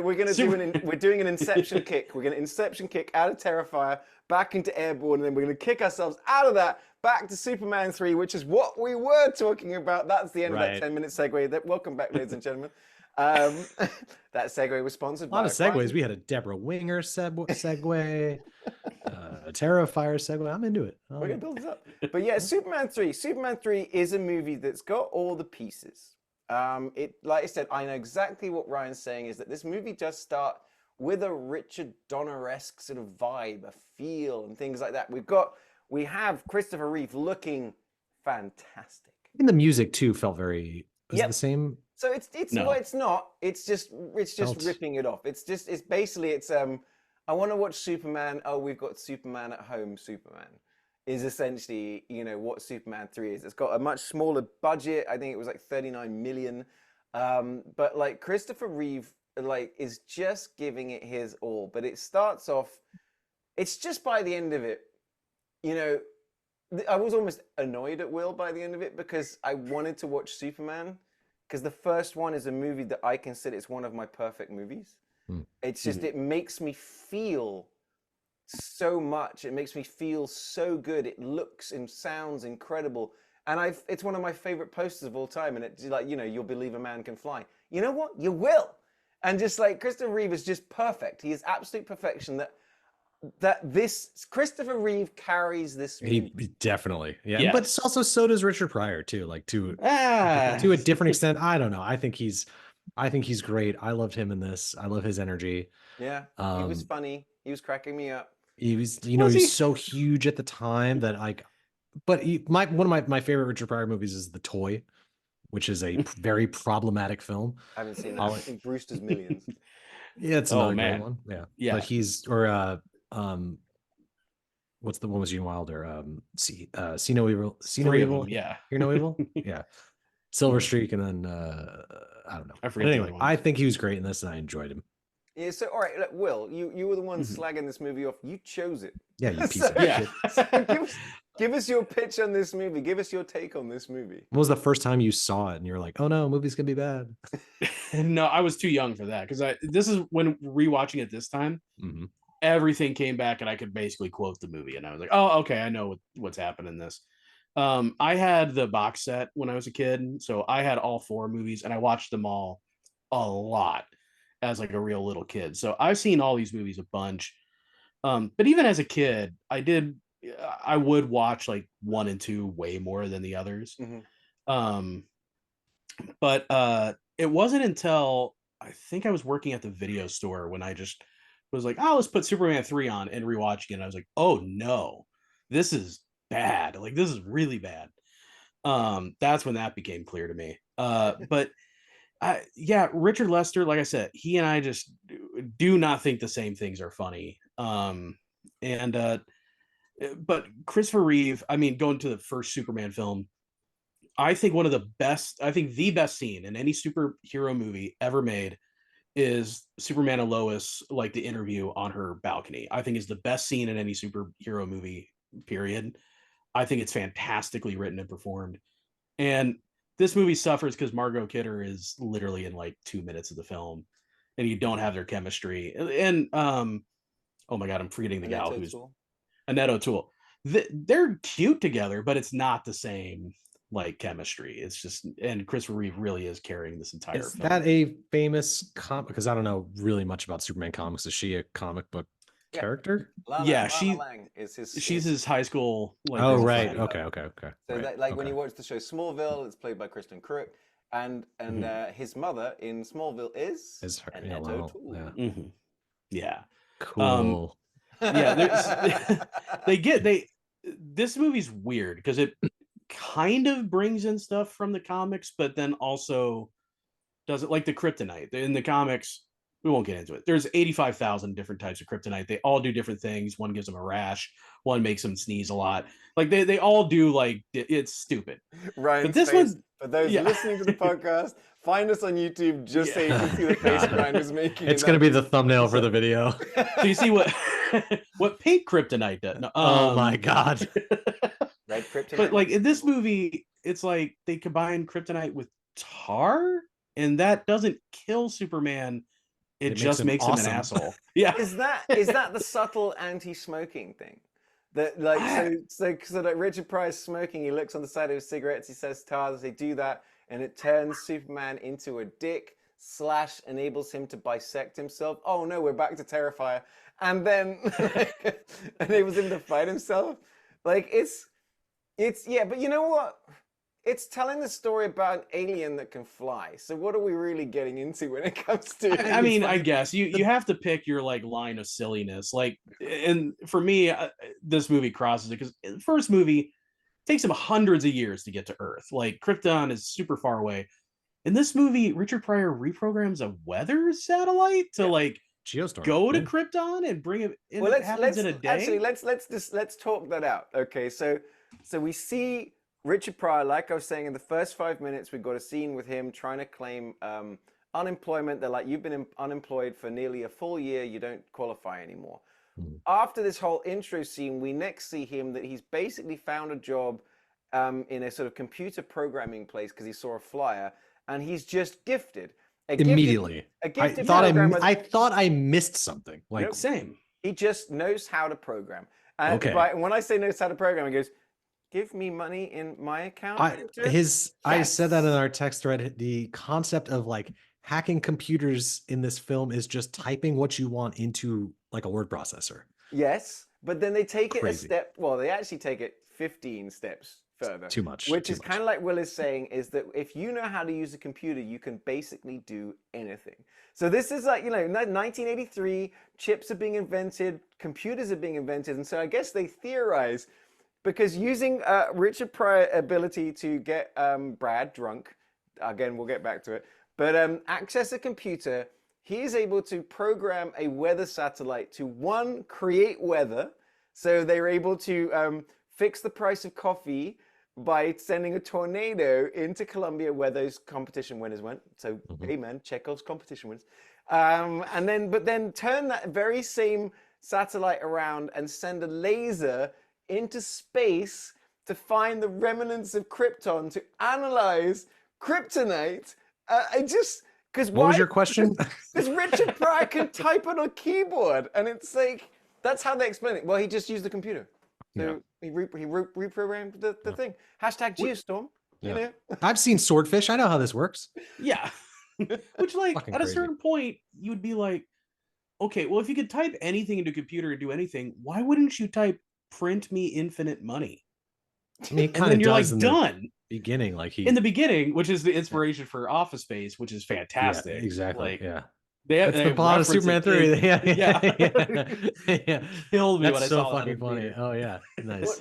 It sounds familiar. Yeah, they did in Superman 3. Not only do we go from Richard Pryor being unemployed to, one, being a programmer, to, one, becoming a hacker, to, two, reprogramming a satellite from space to do either weather or analyze kryptonite. But he's also really good at playing a pretend general. But he then, with a pen on scraps of paper and things from a bar and like wrappers from candy, is able to just draw a couple of pictures for a supercomputer that ends up becoming the Whopper from War Games, that is self-aware and can create its own T-1000. Like, what? Again, what was your question? happens in this movie? Yeah. It's so insane.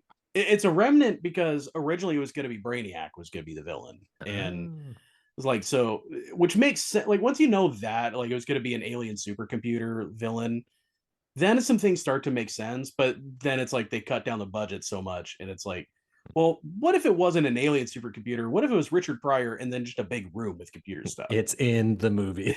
It's in the movie. It is, yes.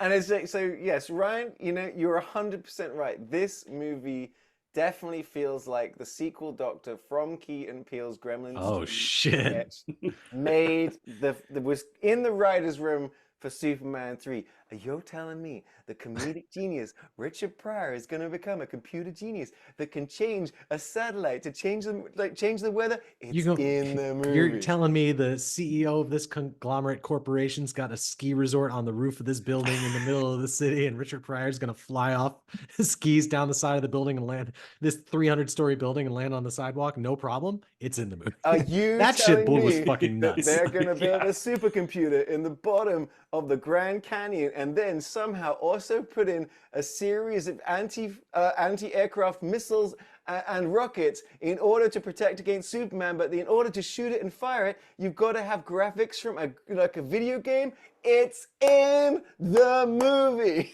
It's just like, what is happening? Still fun times. It's just a lot of weird ideas. It's kind of all over the place. I absolutely love all of this stuff with him back in Kansas, like that. By back far in the best dance, part. like, yeah, I love that. I mean, it's basically just the plot to Hiding Out, whatever. And Gross Point Blank. Yeah, I love that. Yeah. See, now a Gross Point Blank take on Superman, I'm totally in. Yeah. That is great idea. So you would think this scene at the bowling alley would raise some fucking eyebrows. Questions and suspicions. Yeah. Did that guy just sneeze a bowling ball through this building? Wait a minute. Superman. Like, what the? That 10-year-old child did it. Yeah. It's something they actually Wow. it's something they play around with more in like the Superman and Lois show and in the comics, which is Yeah. everybody in Smallville knows who Clark Kent is, but he's the hometown boy, so they don't talk about it with anyone else. He blows a lot of things in this movie. He certainly a does. lot of blowing. He blows the penguin in the beginning. He blows in the bowling alley. The lake. The lake. He freezes the lake and then brings it over to the acid thing. I never put together. I was sitting there only now on this viewing that I realized, because you get this scene on the way to Smallville. He's with Jimmy Olsen. Huge explosions. And then, suddenly there's a big chemical place and it's got like this this acid. There's a guy, scientist. What are you saying? Yeah. Well, I got to stay with this acid. You see? If it's cool, it's fine. But if it gets hot and it's fiery right now, it can destroy anything. He's like, there's a fucking fire outside, right? You gotta get the hell out of here. But then it comes back. That's the thing that he uses to destroy the computer at the end, with the incredible plan of hiding it behind his back. Flawless plan. He's got a cape back there. You can't see through it. Yeah. Even though the AI just says it's in it. But so that's that scene. That's honestly the scene. Thank you for bringing up the blowing, because blowing, anytime, baby. it's a big part of this movie. But it's the bit where, It's a big part of this podcast. like, as a kid, I remember that scene just because it's like there's a few shots, guys, that were really good. Which is, he goes out, there's this fire, he goes to a nearby lake, he freezes the top of it, he carries this big chunk of ice over the top. But there's 3 shots which were Independence Day shots. It coming over the top, it coming from going down. I was like, actually, that's well cool. done. Nice. It's certainly dated, of course, but that was cool. But what couldn't he just not have to do all that and then just use his freeze breath to blow on the chemicals? Like that, oxygen. That's more oxygen no. than fire, man. Right? Yeah. I mean, his freeze breath. Shut up, Ryan. Yeah. How dare you poke holes? Again, I enjoyed this this movie. The bit that I liked is because I didn't remember is because I remember him holding the ice above and it creating rain. But what he actually does is just drop 7,000 tons of ice, and I was just waiting for the next shot of just crush everybody. Yeah. Just crushes But no, it everybody. evaporates and creates rain. He should have just gone to that town in Leap of Faith. Solved all that. That's actually That would have how been it amazing. happened. He just steals their rain. It's Just Kansas, cheating. Superman's Oh, from not Kansas. again. God Dude. damn it. That's how I Yeah. didn't realize Leap of Faith was. Well, I guess we'll just go bowling. Wait, what? Oh, god damn. Superman. That's how villains are created. Speaking of villains, Robert Vaughn, I loved him. I he's just got such a great voice. Yeah, he's great in basketball. He's just That's all I can hear. That's all I know him from. he was on this Grifters show or something in the UK as well, which was really good. Annie Ross that plays his sister, but it's actually I want to take a minute and talk about Pamela Stevenson. Was Who's she- not Mrs. Tessmacher in this film? No, correct? she's like, but she's the Superman 3's Mrs. Tessmacher. Yeah. Well, in a way, because Mrs. Tessmacher, in the first movie, she's a bit of a ditz, a bit of an idiot. Whereas in this one, Pamela Stevenson's character is very beautiful and very distracting, and plays dumb. But then you Super see capable, like yeah. bits where she's reading Kant and she's asking these big philosophical questions, and then later on, like, you know, like the sister who's trying to just make her look stupid asks her in the computer, she goes, "Can you do me a favor? And can you recalibrate the this, that, and the others in order?" And she goes, "Oh, so press the big red button." They're like, "How did you know that?" Like, it's a really never explained subplot about the fact that the It's great. actual blonde I love it. ditz is smarter than everybody. And Yeah. then bang. She's the real Superman. hero. Yeah. Yeah. Oh yeah. And I asked Will this earlier. I'm like, on the Statue of Liberty, which is in Metropolis. But it's not called the Statue of Liberty, is it? It's called the Statue of something else. They think they. Well, I don't know that. They call that in the movie. They reference it as something else in the Superman world. I did hear them. The Statue of Stibberty. I don't know. Terrible. Cut that. It's yeah, if you watch any of the DC movies pre, like, I don't know, 2000 or something, the Statue of Liberty is in both Gotham and Metropolis. Like, it's in Batman Forever as well. They crash into it. Right. Yeah, but technically, aren't Metropolis and Gotham across the water from each? Oh, Ryan's making that face again.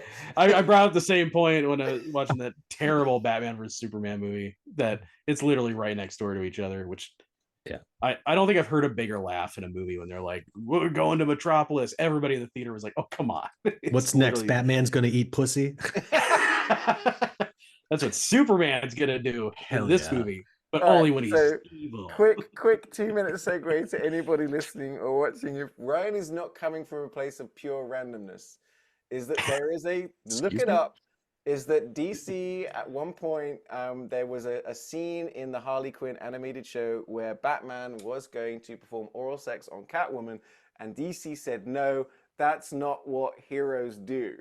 Now, the best part is I was with Ryan at the time, and I said, "Watch this." I sent it to Mrs. and I said, "This is going to piss her off so much." And it kicked off 2 days of her ranting about it. Like, the next day we wake up and she goes, "I'm still angry about this." It's not my Batman. My Batman's a giver. And that's what turned her into a supervillain. Well, that's what the cutout and the cowl is for, obviously. exactly. Right? Yeah. It's Superman Spider-Man. famous. Oh, Yeah. Superman famously eats ass. That's the thing. Famously. Yeah. Spider-Man doesn't at all because he's a child, and that's why he has the full face mask. There you Oh. go. Makes sense. See? Good save. Good save. Oh. Sure. So, like, all right. So let's, for a second, talk about. How many more segues are we gonna do? No more. Well, maybe 6 or 7. Segues the podcast. Well, let's talk for a minute about. Now, I did pose this question, and Ryan, you did answer it immediately, and but I'll throw it out there: is who's better looking, good Superman or evil Superman? Because I think it's a home run for me. Is this even a question? Come on. Yeah. Yeah. How Evil attractive. Superman is a stud, man. Evil Like, Superman is so pretty. Like, he's Yeah. so sexy. Yeah. Finally, Superman got cool. The bit where he's flicking peanuts Yeah. in the bar, and also the effect where he sees his own reflection and Matrix is the mirror. Yeah. Yeah. like it, Yeah. like that was. I mean, cool. that was cool. Yeah. Yeah. And then So, the I bit missed where the he thing. runs How away did from the kids. he? I missed because again, I was zoning in and out of this film. I started at a weird time, and I was in a weird headspace. But how does he become evil? Richard So- Pryor smokes a Krypton cigarette and blows it in his face. It's the bit where they've created the kryptonite, but because Richard Pryor was like, I don't know, there was an unknown 0.3%, so he just writes in tar, which then the lab inside the building is able to make it in the blink of an eye. Yeah. That, though, after he gets it, it doesn't seem to have any effect, but after that, he starts feeling a bit weird, and then he starts getting evil Okay. So that's the not explained explanation. Yeah. 'Cause Okay. it's So I never- didn't miss anything, is what you're Yeah. saying. No. Okay. Great. Great. It's never explicitly spelled out. Like it does at one point. I think Richard Pryor is like, "Oh, it's the kryptonite. I think this is what's going on," kind of thing. Well, How that's do not they know what it's called? Because, well, actually, that is. Don't make that fucking face. It's explained in the first movie in the scene that Will was referencing. Is that when he's being interviewed by Lois, he's talking about Krypton, and then all this kind of stuff gets explained. So suck it, Ryan. And they find it in Addis Ababa. I will. Now, if this was red kryptonite, see what red kryptonite does. Very good episode of Smallville about that. But yeah, is that once this is the part of the movie that I think is at one time the weirdest, but also the strongest part. Is pretty cool. I remember when Superman starts going bad as a kid, I didn't like it. I was feeling bad, and it's like, oh my goodness, what's he doing? He's making the Leaning Tower of Pisa not lean. And also, I never understood the plot of this movie, but now I do. Is that Robert Vaughn essentially, because he can control, well, he's got a guy that can control computers, destroys all the coffee in Colombia, realizes, oh, if we control oil, we control the world. He tells all of the oil tankers in the world to go and stay in the middle of the Atlantic, and only one single captain goes, I'm not doing that. All the other ones are like, the computer says we must do it, we must do circles in here. And essentially, they want to control the flow of oil. Now, I'm going to say that is a reference to the oil crisis, the energy crisis of the late 70s under Carter and things like that. And you do that scenes of like, cars are lined up and people are getting angry, but they don't, at the same time, fundamentally overly explore this situation. Mm-hmm. It's just, but it's just you do get that additional scene, that other. The one more scene of Superman blowing something, he blows the oil back into the boat. And then uses with oil on the back of this metal, uses burning heat. Laser vision. Because as we all know, oil, heat, and flame, they don't react. I looked at that, I was like, wait a minute. I don't know about this one. But then again, every single moment or scene in this movie, if you spent even 1 second thinking about it like Ryan, wait a minute. Fucking brain rot, sure. Yeah, it's just it's a movie. Yeah. And I think it's like, I think it's fun though. I like it. I referenced it at the beginning, but it's like they took Superman the movie and they said, look, let's take Superman the movie. It's too serious. Take the vibe and just, whatever the fuck of 60s Batman TV show. Put it together, and very much, and that's honestly what it is. Because you can't. I mean, Will, you're a massive Batman fan, as am I. Is that the '60s Batman is not the Batman. It's not the Dark Knight. But everyone's like, yeah, but I love it. You like Batman? He doesn't even eat pussy. That's not what heroes do. That's what Dick's for. I got a pube in my throat. You know what I mean? So it is. Yes, it's campy. And I almost think that if Superman 3 had been the first Superman movie, people would have been like, oh, it's okay, yeah, it's not bad, But it's because we got Superman the movie, because we have one of the greatest examples. Knocked it out of the park right away. Yeah. Can we talk about the cool fight scene with the two Supermans? How did he explain this to me, you fucking nerds? How did Superman unstation into Clark Kent and Superman? Unstation. How did they I was like, this motherfucker's doing mitosis right now. He's just kind of splitting and then as explained in the movie, they didn't explain it in the movie. He just does. I knew I didn't fucking miss that. I was like, wait a minute. Well, look, as I sort of theorized, is that he's drunk in the bar. He's gone evil. Also, guys, did you notice? I did say, do you notice how quickly the headlines on newspapers update you on what's happening in the movie? Instantaneously, the headlines are out there. Superman's bad. Superman's good. Superman this, Superman that. Anyway. Also in No Holds Barred. Newspaper headlines. But is the little kid, I'm going to say is his name Little Jimmy? I'm just going with Little Jimmy, but it's not. Doesn't matter. But the little kid, Lana Lang's kid, they come up to Smallville, to Metropolis, and it's the kid's sort of like, I know he can still hear me. He's got super hearing. You can do it, Superman. You can fight it. And so what he's doing is creating an internal issue for Superman. He's the good Superman is fighting against the bad Superman. So it's like a Fight Club situation where it's not. Yes, it's a mental, or it's internally. And this is another part that I want to get into. Is that explains him throwing the tires. Sure, yeah. Christopher Reeve playing bad Superman, so kind good. of like, you know, the little bits that we got of Henry Cavill doing bad Superman in the Zack Snyder stuff. Comments aside from that, is that it's that Superman is scary. And Mrs. like, you know, Mrs. posed this question to me years ago. She goes, "Who's the scariest person in DC?" And I go, "Oh, the Joker." She goes, "No, Superman. Superman is terrifying. What if he gets angry? What if he decides to be bad?" And like, you know, that's so what like Batman Homelander. Batman. But the bit where Christopher Reeve is playing tortured, evil, struggling Superman, when he lands in that sort of that wrecking yard and he's just screaming, like you said, Christopher Reeve is in a different movie. In that movie, in that moment, he's playing that. Great.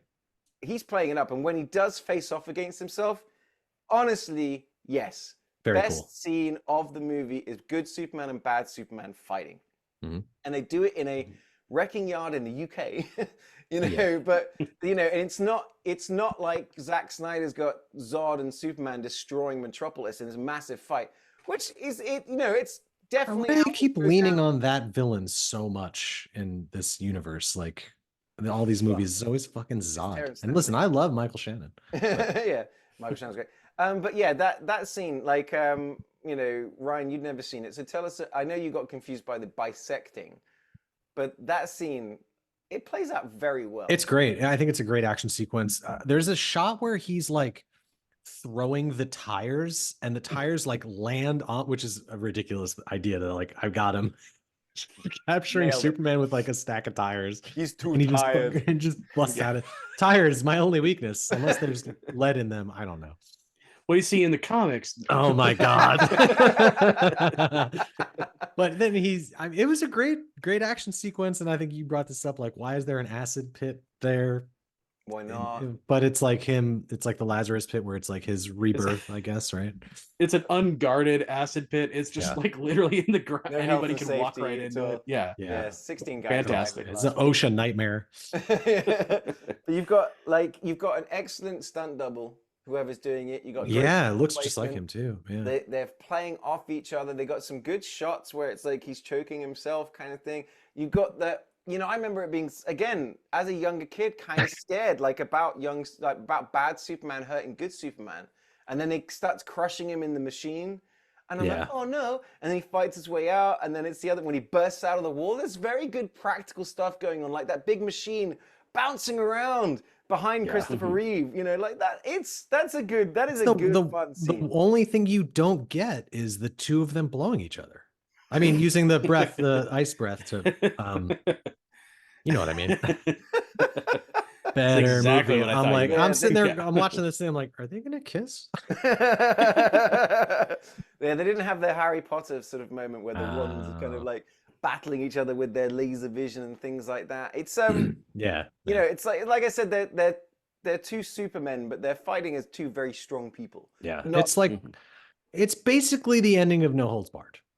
Yes, basically, they just go like shot for shot, punch for punch, and it goes on for far too long. It is basically the end of No Holds Barred. But there is one part of this movie that is scarier. That as a kid, proper shat me up a bit. Does anybody want to take a guess as to what? I know Will's gonna. The kid getting trampled by the combine? No. Will, you've got it. The lady becoming computer cyborg assassin lady. Yeah, it terrified me as a kid. Scary. That bit where so essentially to skip to the end. Is that Richard Pryor has designed a supercomputer that I love it. Great cutaway of just a bunch of like minimum wage guys going, stack it over there. And he's just sort of looking at this. Then they build this amazing AI supercomputer in a week, maybe, or 2 days.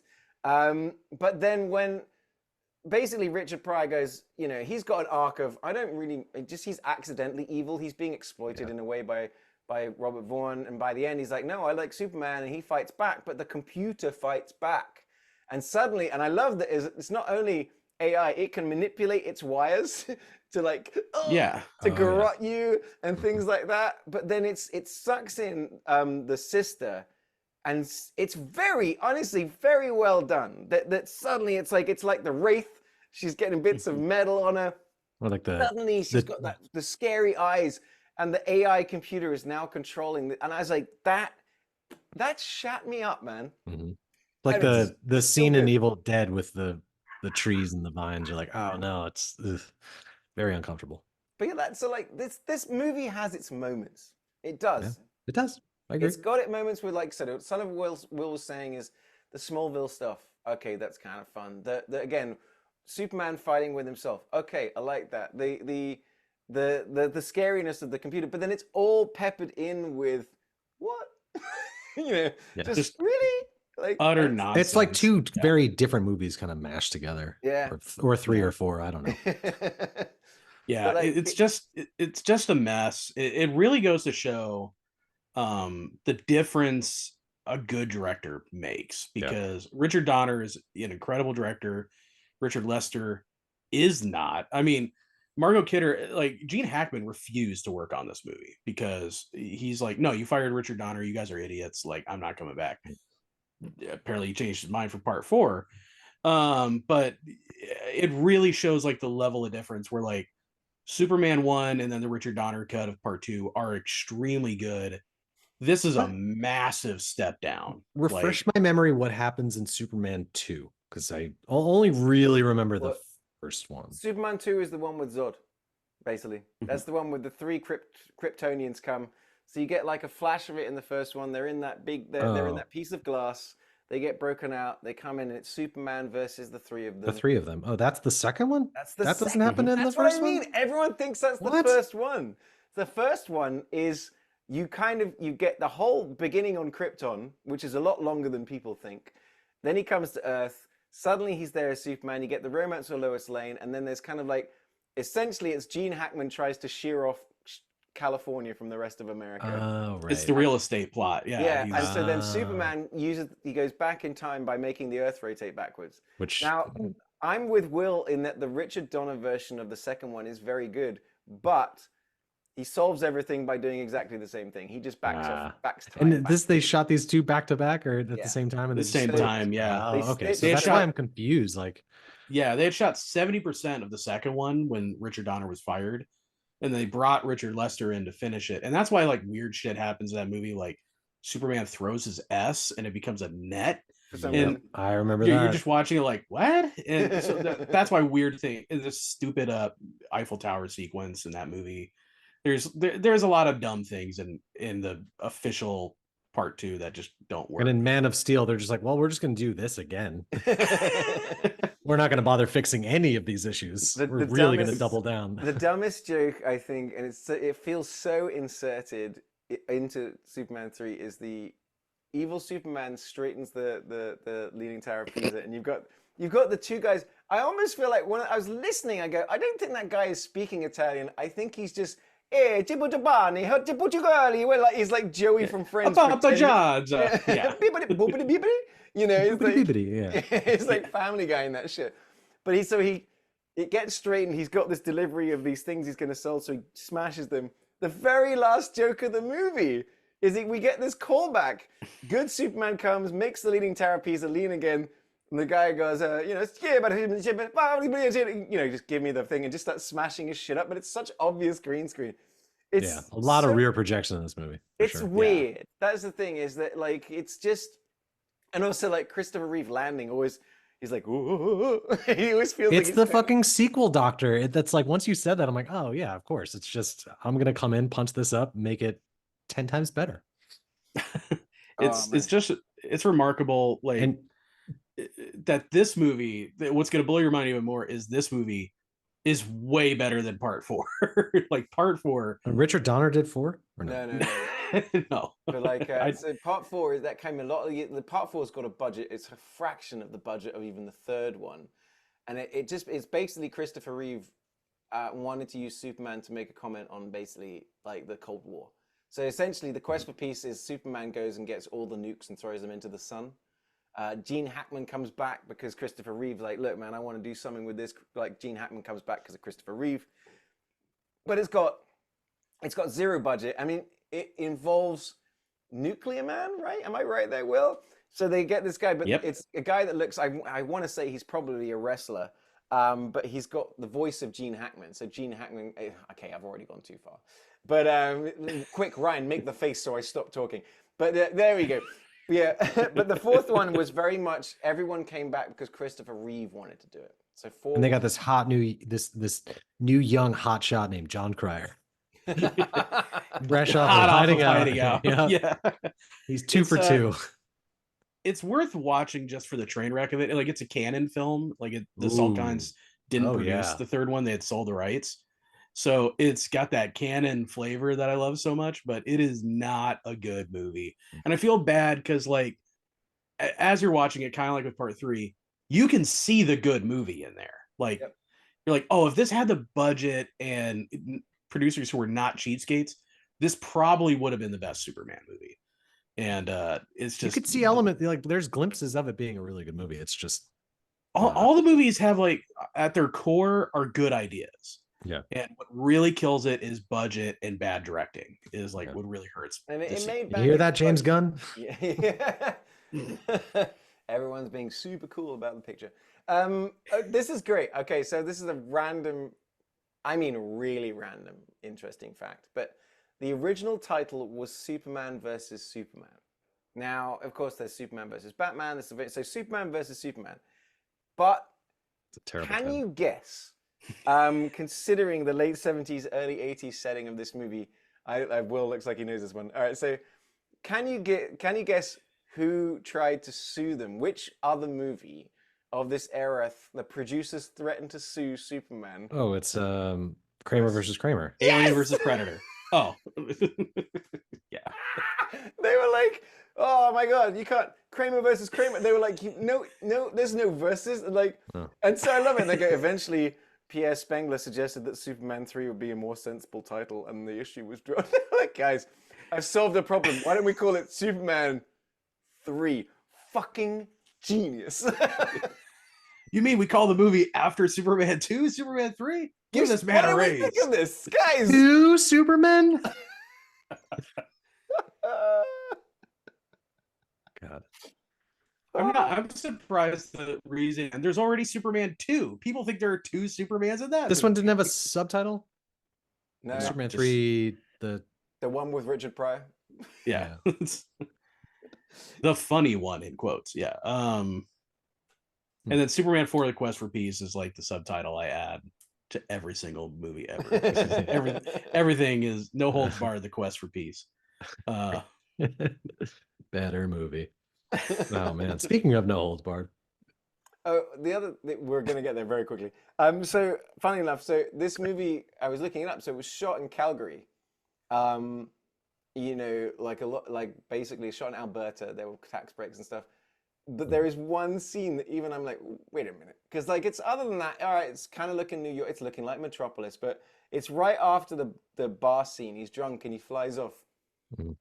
It's just Calgary. There's the Calgary Tower, like, right there. They didn't even try to hide the Calgary in that one. I was just like, it was the 80s. Wait a minute. Yeah, nobody traveled. Nobody knew the difference between cities. Nobody even seen a picture of a city by that point, so you could get away with a lot. Oh, and also, like, did anyone catch like, as soon as they logged in, he logs in to do the video attack on Superman, and it's the Pac-Man, which even comes back, I think, gets referenced in Will's favorite Ohio movie of all time, Ready Player One. So flawless. Yeah, your second favorite Ohio movie next to Airborne. I was gonna say, I can't believe in retrospect we had to watch Ready Player One when Airborne was right there. I know, we talked about it. So mad. I'm sorry. Absolutely. And also the complete random character of drunk former high school quarterback Brad. Oh yeah. Brad, who's just trying to bang Lana, and his entire thing is you're How not gonna find anybody better. So Lana Lang, which I can't even believe they didn't even try and give her a different name from Lois Lane. It's bizarre to me. She was his high school sweetheart, yes? How, when she sees Superman, how is she not like, oh shit, I fucking know you? Well, he wore glasses. Oh. Clearly. Ryan. Come on. Yeah. What are you talking about? As this guy right here. Will's favorite Ohio movie, Ready Player One, when he used the Clark Kent disguise. See, I can always connect it, like, to Ready Player One. Oh, this is interesting. This movie features one of the Is first it? appearances of an ATM in a movie. I Again, did because catch that. I was like, oh, this. I mean, it was noticeable because the it guy's was that pulling random bit fucking where money out of it. while Richard Pryor is trying to hack his money, He's also drunk, right? Yeah. that's right, or hacking the satellite. He's also Yeah. accidentally giving that guy money. What were some of the other things that he hacked? I can't remember. Like he made all sorts of wacky hijinks start happening around places. That whole scene where he has to put the 2 cards in, so he drags this guy, ties his arm around. That's really good physical comedy. I enjoyed that. But the other one is when the money's coming out of the ATM, the guy's like keeps pulling 20s out, stuffs his hand down his pants as a woman walks by, and he does this whole like just kind of points. No, it's not my dick. It's not my dick. Yeah. It's funny enough, that same scene happens. I'm sure this is a coincidence because I don't think Zack Snyder's ever seen a movie that's. Oh, I was gonna say Zack Snyder has not seen a movie other than his own besides Excalibur. But there's the scene in his cut of Justice League where Cyborg does the exact same thing, but seriously. Yeah. You know, where he like hacks an ATM. Oh, right. Yeah. You're saying it would have been better if that was Richard Pryor. That's absolutely what I'm saying. Yeah, wow. I did rewatch that 4-hour cut again recently. I don't know why. Maybe I was listening to a podcast. I was like, I'll give this another shot. And it certainly is a better film, but it is quite long. It's better than the theatrical one, but 100%. The way I refer to Zack Snyder's Justice League is sit down and watch a standalone $200 million season of Justice League. Just imagine it's just a one-off. Just go, Superman and Batman, and all these characters. Yeah. Great. All right? Ignore everything that came before, ignore anything that comes afterwards. Just sit down and watch a season of Justice League. Yeah. That's the best way to kind of approach it. And they could have even cut it into like a 10-episode. Well, they kind of do. They cut it into 6 episodes. They just say watch 2 episodes a day for 3 days, and there you go, bish bash bosh, you're done. Or what they could have done. Is that it? Says the guy who watched Oppenheimer 7 fucking times. Yeah. What they could have done instead is not release it, and the world would be better. Hey, airs. I would say that the Zack Snyder Justice League was one of those little rays of sunshine during a pandemic when we couldn't go anywhere or do anything. Yeah. I remember Mrs. and I, we woke up because it was a 3-hour movie, and we would start shooting right this minute. I'd have to be upstairs at noon. And I go, oh, then it's 8:45. I mean, we could watch it when I'm done with work. She goes, what do you mean? Put it on right now. I'm like, all right, baby. So we did that for breakfast. But no, I like it. I'm a defender of that one. But you know what I'm not a defender of? Wonder Woman 1984. Movie we're going to talk about. Oh, shit. Because there were no holds barred in the Zack Snyder's Justice League, and there were no holds barred in this movie. The movie. They really should have barred some holds in this one. Vince McMahon, this movie after, yes, the top interesting fact, much like Will said, minus the suggestion of mountains of cocaine, #allegedly, is that, yes, Hulk Hogan and Vince McMahon went into a hotel room for 72 hours, lived like, I guess, the Odd Couple or whatever, we were talking about earlier. That's a better movie. And where they're both Oscar. Yeah. Came out with this movie. Hey, Ryan, you chose it. Can you describe the plot of No Holds Barred to anyone who hasn't seen the movie? No, but I will tell you. There is a TV executive who wants to hire Rip, not Hulk, away from his current contract because he's got a competing television conglomerate. Yeah, he does the Shocker or whatever it is. Yeah, bro. And Hulk Hogan's like, no, I won't do it. And then the guy is like, yes, you will. Here's a blank check, which he then shoves down his throat. So the guy's like, well, fuck you. I'll start my own thing. Like, let's workshop some names for this. What do we call it? Just anything, whatever comes to your whatever comes off the top of your head. Let's call it the Battle of the Tough Guys. Best. Considering Ryan is a branding expert. Do you want to rework that at all? Nope, it's good. It's already printed the flyers. Let's go. So he comes up with this idea to make a Battle of the Tough Guys. And I don't know if in this universe it's intended for the wrestling to be like the wrestling you would see on TV, or if it's just dudes beating the ever living shit out of each other. I don't know. What I do know is this is the first movie to posit what if a fighting ring was shaped with 8 sides? So Yes. you have an octagon. Oh, it's an octagon. Yeah, yeah, Will. It's okay. Will's nose is bleeding. Oh my god. Oh man. So yeah, so they're the whole time they're trying to get Hulk Hogan's character to sign up for their team, but how do they do it? He has this. Oh my god. Yeah. I'm losing it. I'm losing it. They have this battle of the tough guys. It's in this insane biker bar, like I explained before. It's a biker bar / wrestling area / world's grossest bathroom. That it has just like feral dogs And a fucking in it. little person in a cage. And yes, it's got a little person in a cage. I don't know what it's- purpose that guy serves, It's but Master it was Blaster. cool. Yes, it's the very Mad Max Thunderdome in- inspired. Yeah. Cool. I'm into it. Yeah. So there you go. Ryan nailed it. Nailed it. Yeah. Got it in one. But essentially, is the Okay. the movie starts with just the WWE as we know it today, but I believe back then it was still WWF.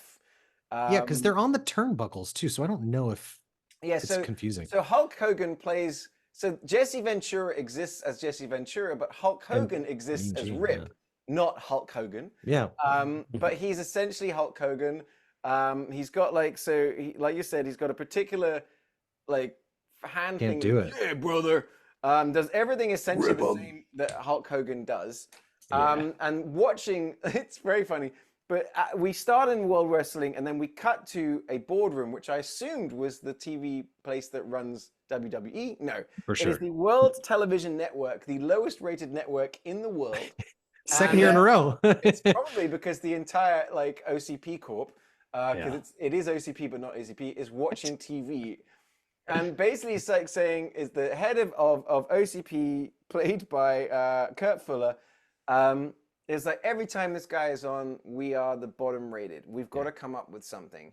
And Make another fucking show, man. Like, I Yeah. love the idea that all these people are in this boardroom watching this wrestling match to like, what do we do? Another show. Don't go crazy There's now. gotta be a Come on. better way. he sends I all mean, his they guys do- away to say, come up with a better idea. One of them comes back with RoboCop. No, wait, that's RoboCop. It like- is very much like the fucking OCP boardroom, like It's to a T. 100%. Yeah. Yeah. And I love how there's like 2 women, and they come back, and the first woman has an idea. He just ridicules it and makes her leave in tears. And it's Yeah. just like it's very just you kind of see the Vince McMahon of it all, in it like woman in a Yeah. boardroom. Like you go. Not and even my cry in daughter. the corner.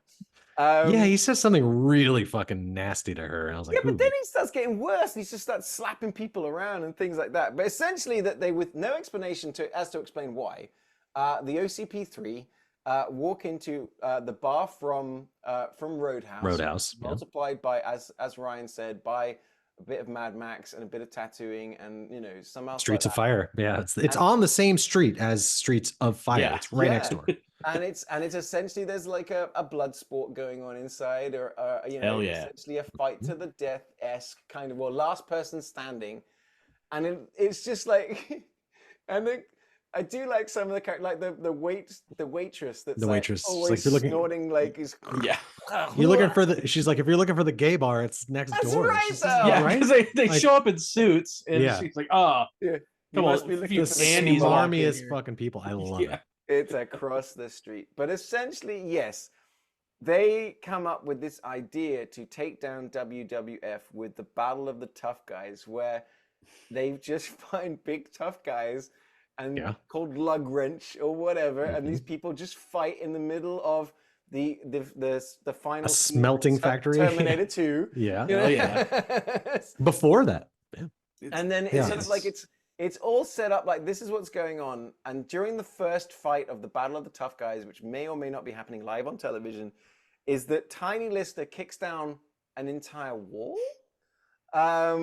walks down inside and just starts beating everybody. And at this point, I texted you guys that Tiny Lister had been in the movie for all of 10, 15 minutes, and all of his lines so far had been 80-yard versions of, ugh.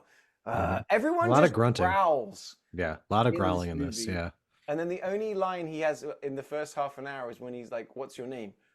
Zool. It's like Yeah. it's like Zool from Yeah. Ghostbusters. There is no Dana. And then Kurt goes, I love it. And honestly, guys, it's exactly what I would do if I was in charge of a media conglomerate of some kind. And they were like, all right, well, Definitely. what's your big idea? I'd be like, I'm going to get a bunch of maniacs and make them fight in a competition. All right, what's Like, your yeah. second idea? None. We're going all in.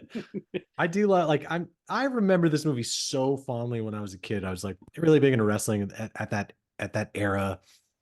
I don't think you can get a bigger star than like Hulk Hogan at that point. Again, Gremlins too. But rewatching this now, it is Even better. terrible.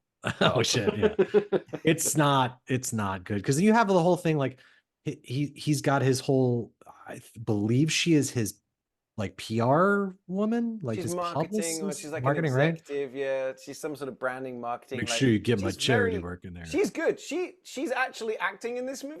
Yeah, And she's actually trying, and I found her quite compelling. She's and great. She's very pretty. Very and I pretty. was like, who is this person? I was like, look at this person actually acting in this piece of shit movie. Yeah. Like, Again, like much like Evil Superman or in a different film altogether.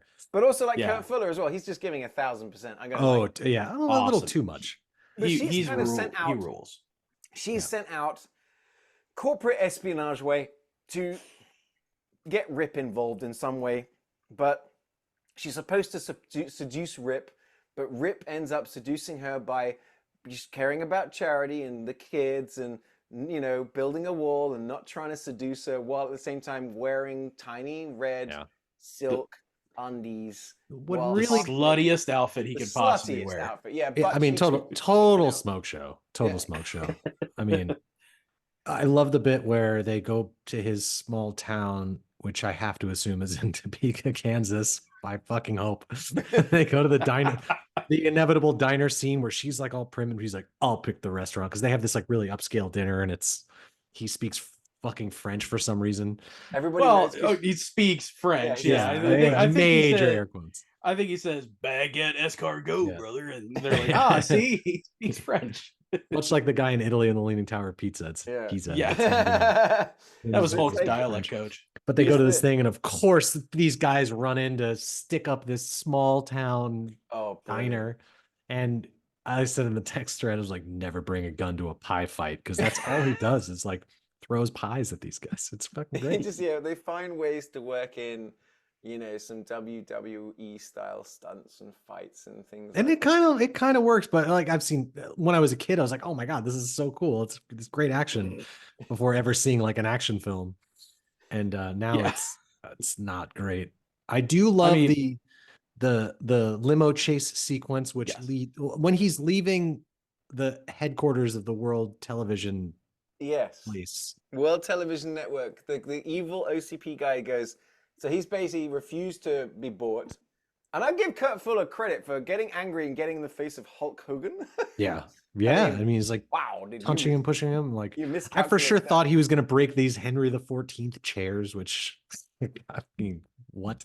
Yeah, but instead, what we get is he gets kidnapped in a limousine. This is where I started texting you guys about.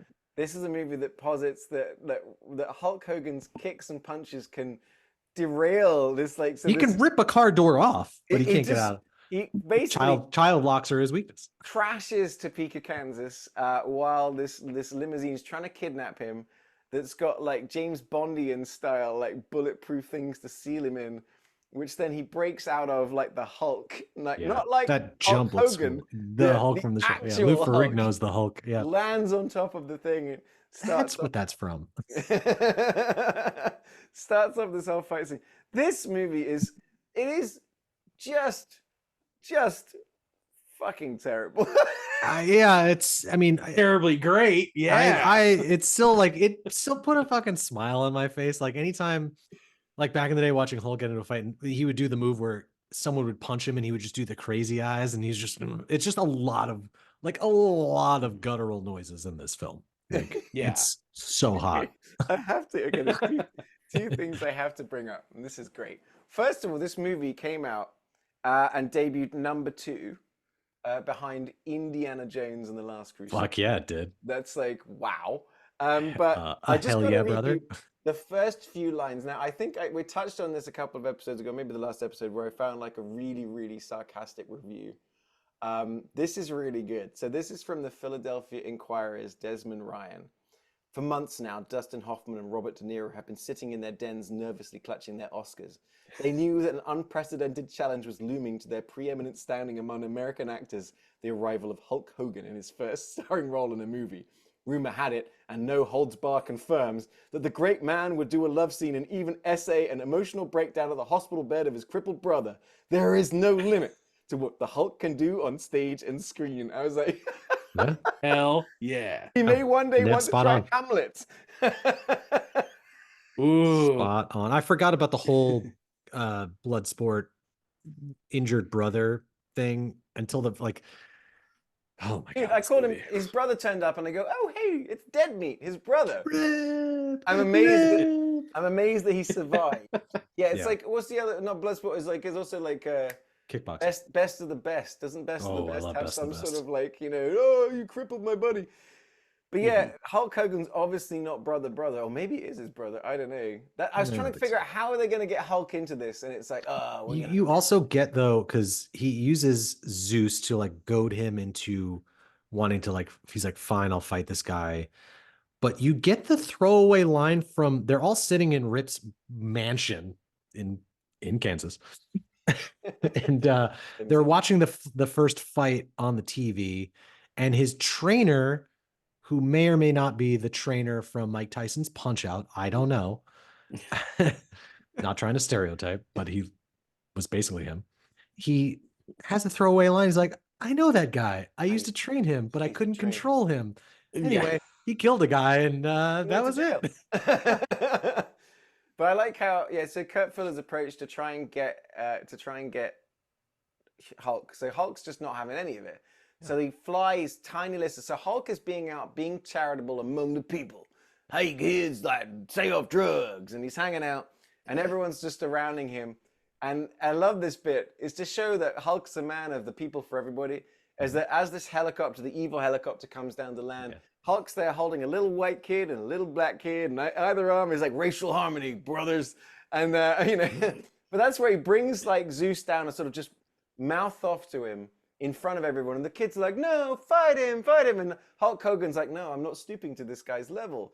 And he's like, "Pussy." Yeah. It's like so eventually like they Guess I'll cripple your brother. yeah, they get his Yeah. brother, and then they like Kurt Fuller messes him up. Then Tiny Lister messes him up even more, puts him in hospital. Bish bash bush. Now we've got the final fight.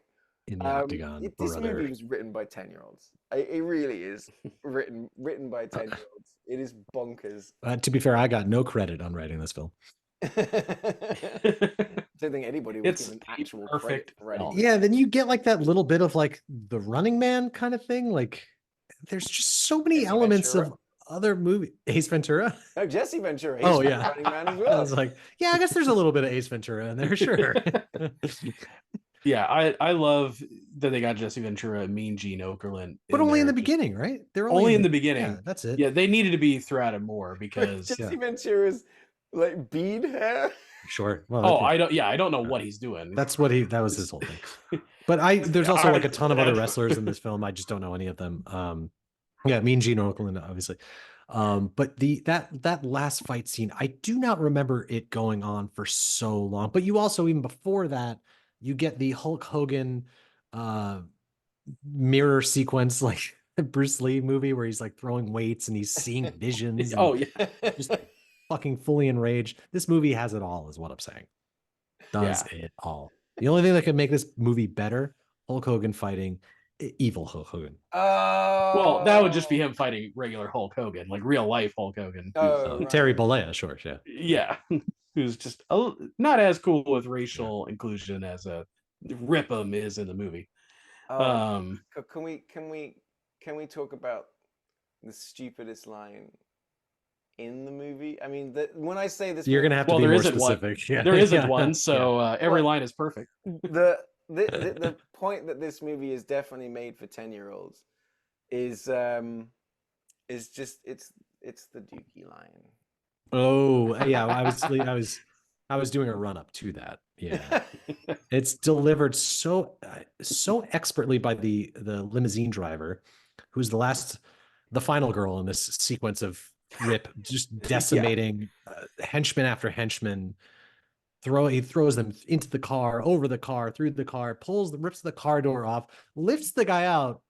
I didn't remember this when I was a kid, and you can just see like it was like, oh, maybe he pissed himself because he's so scared. But him delivering like, "What's that smell?" And he goes, "Dookie." And good fucking eye work by the Hulkster though. He's just like, and it's like a 10-second hanging on him as he's just yeah. You're just like, cut. That's What are we great. doing? Great. Keep it fucking rolling. What are you talking about? Yeah. That would have been funny if that went on for like several minutes. That would have been great. I mean, I told you guys this over the phone. I will give the writer credit. Sean Beebe, who's my favorite writer, like article writer in history.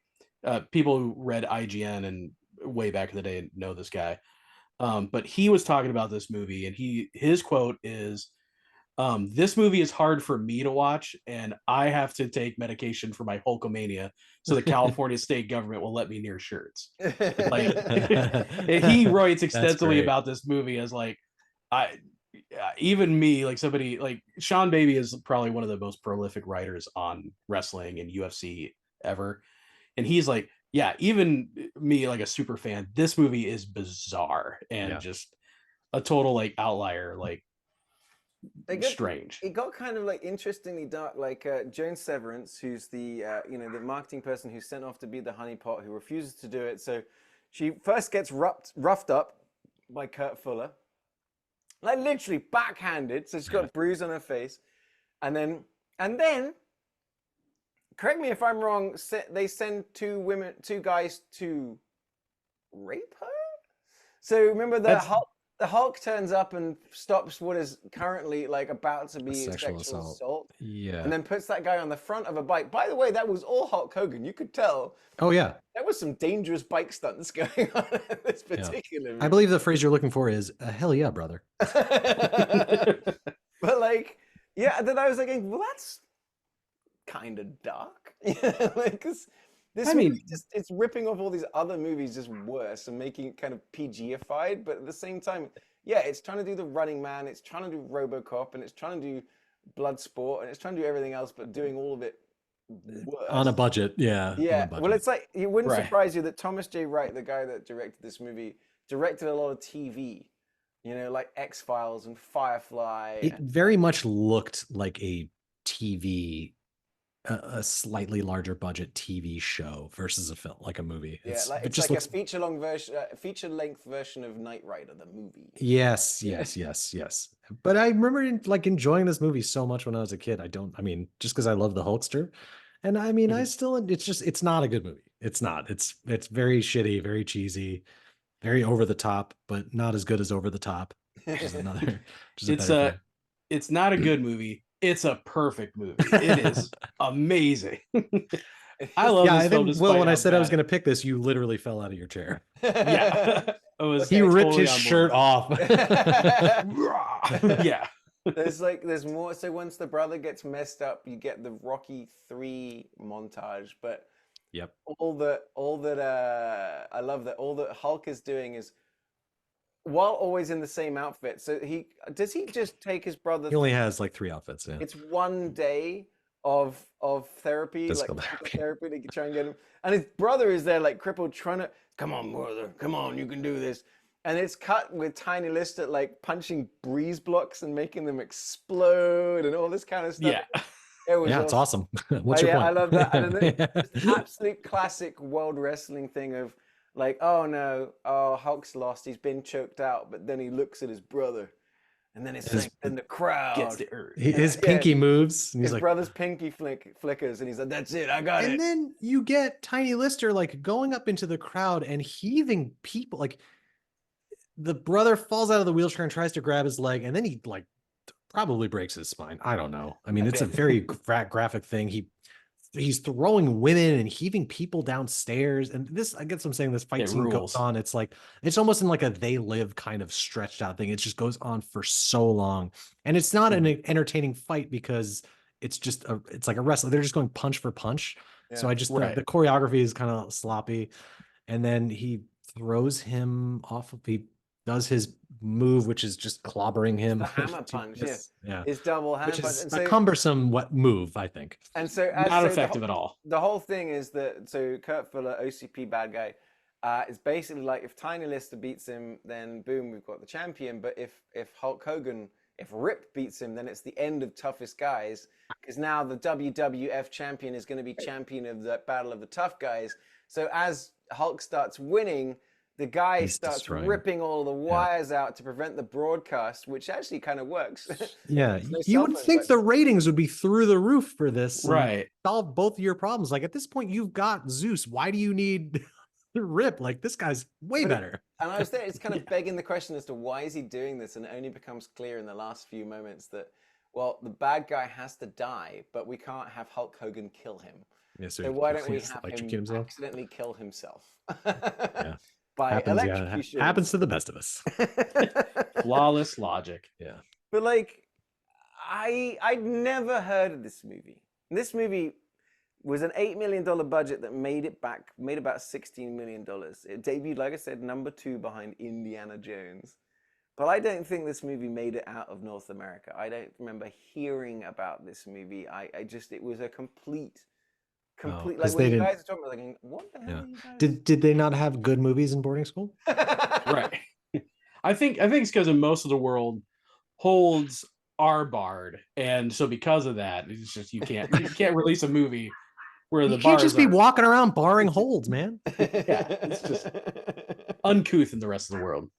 They actually In China, it was called no, comma, hold barred. The only Oh, way it the was Chinese released. ending right before the end of the fight. It says Hulk Hogan won and his brother Yeah. recovered, and the police This, I figured mean, out everything. I love the complete lack of sexual chemistry that Hulk Hogan has in this film. It's With anybody, but No, I also mean, in this movie. yeah, the whole the whole scene of them in the hotel is so iconic. Like it's a real will they won't they. You've got her in the bathroom brushing her teeth. You've got him in the other room brushing his teeth.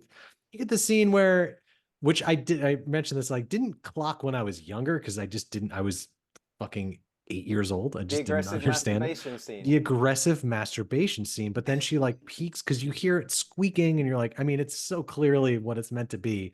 And she like peers over, but you get that shot of his like 2 heels that just looks like a butt. And he gives that knowing look, like just don't wait up for me. He's Yeah. somehow Yeah. just glistening in oil. yeah. He's doing his nightly 10,000 push-ups or something. Sure. You think, Yeah. Who does that right before they get into bed, man? You need to Who shout. doesn't? You need to, the bed. And he jumps into the bed and the bed breaks and she Breaks, rolls on she top of him. rolls. She's, Yeah. she's so stunningly beautiful. And I mean, I for some reason was watching this. I'm like, were they like married during this for some reason? Like, why was she in this movie? Why? Why was anyone in this movie? I read that to kind of promote this movie, they did bring Tiny Lister into WWF for a couple of matches. I kind of remember that. Yeah. But honestly, I think this movie was trying.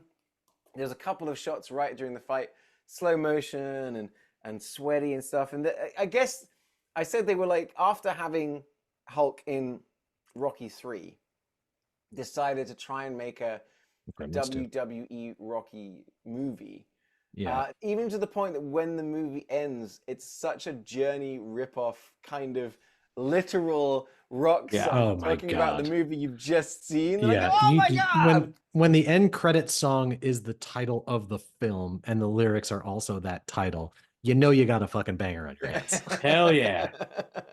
It's a little bit Rocky. Sorry, it's a little bit Rambo First Blood kind of thing. It's Yeah. like, it's been a long way. Which also then I always end up singing the theme song to Enterprise. I don't know why. Yeah. Same.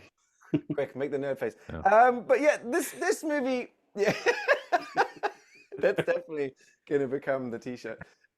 This movie was, I mean, it honestly it's almost no redeeming qualities whatsoever, apart from kind of like what Ryan said is like some of the all-time great terrible movies that have been on this podcast. Their saving grace is getting together and watching them as a group. And so the fact that so that Will and I were kind of watching the movie at the same time, kind of texting about the perfection of this movie, Really bummed me out. and Ryan's exactly stuck in this sort of like watching us through the window while watching Superman 3. Oh man, I want to hold bars. is that like, had this been sort of like one of those cases where we're all watching it at the same time, it can be fun. And like, this is a movie that if you've got a bunch of guys, a bunch of people that like movies, and wrestling, and you're going to be drinking and like, or watching this at the same time and goofing off. It is a goofing off kind of movie. Yeah, and if you're a David Paymer completionist, this one is you got to add it to your collection. Yeah.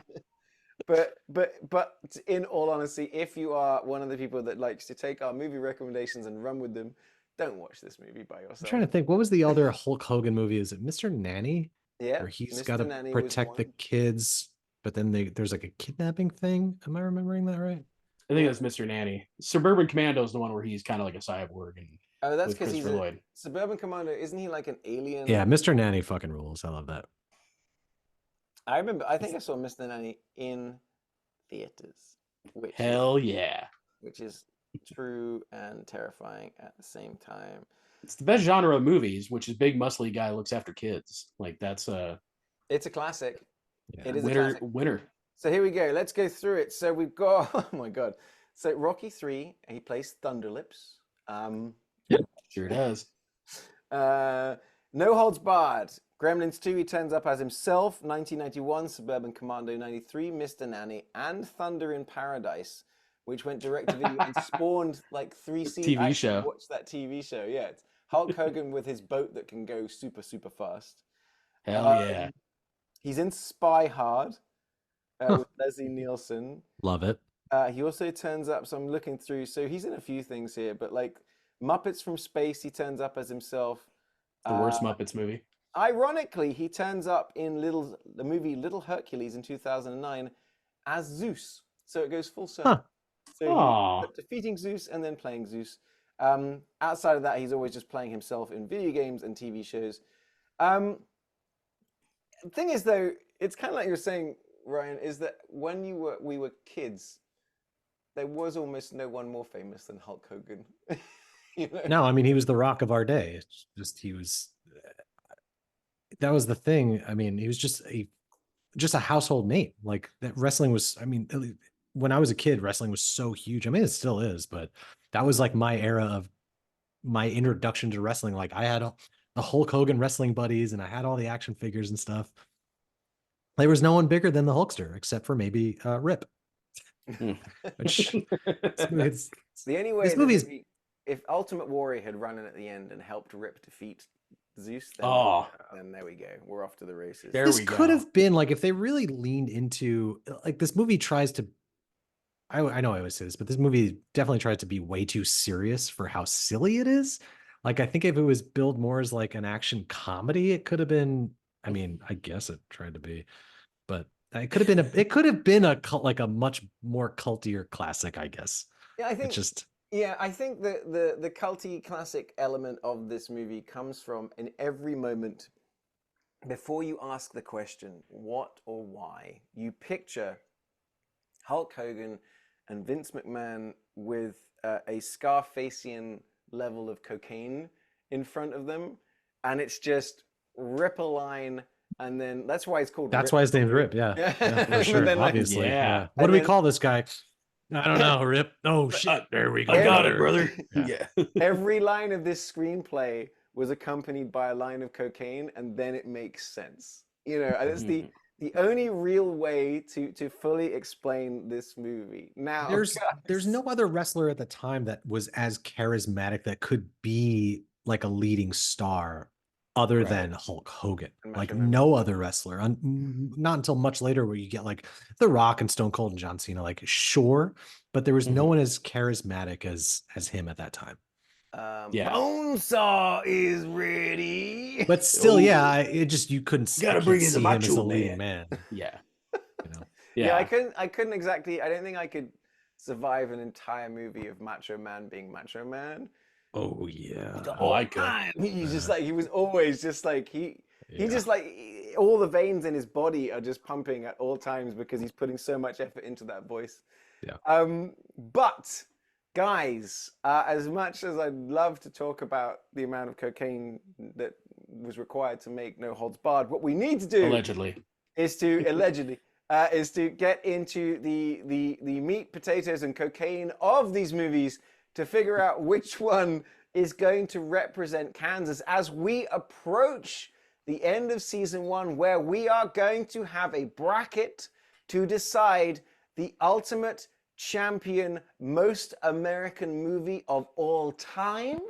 So which one In the world. the world champion of American states, is which of these movies is going to represent the state of Kansas? Now, we have Leap of Faith, a movie that takes place in the town of Rustwater, Kansas, but was shot Great name.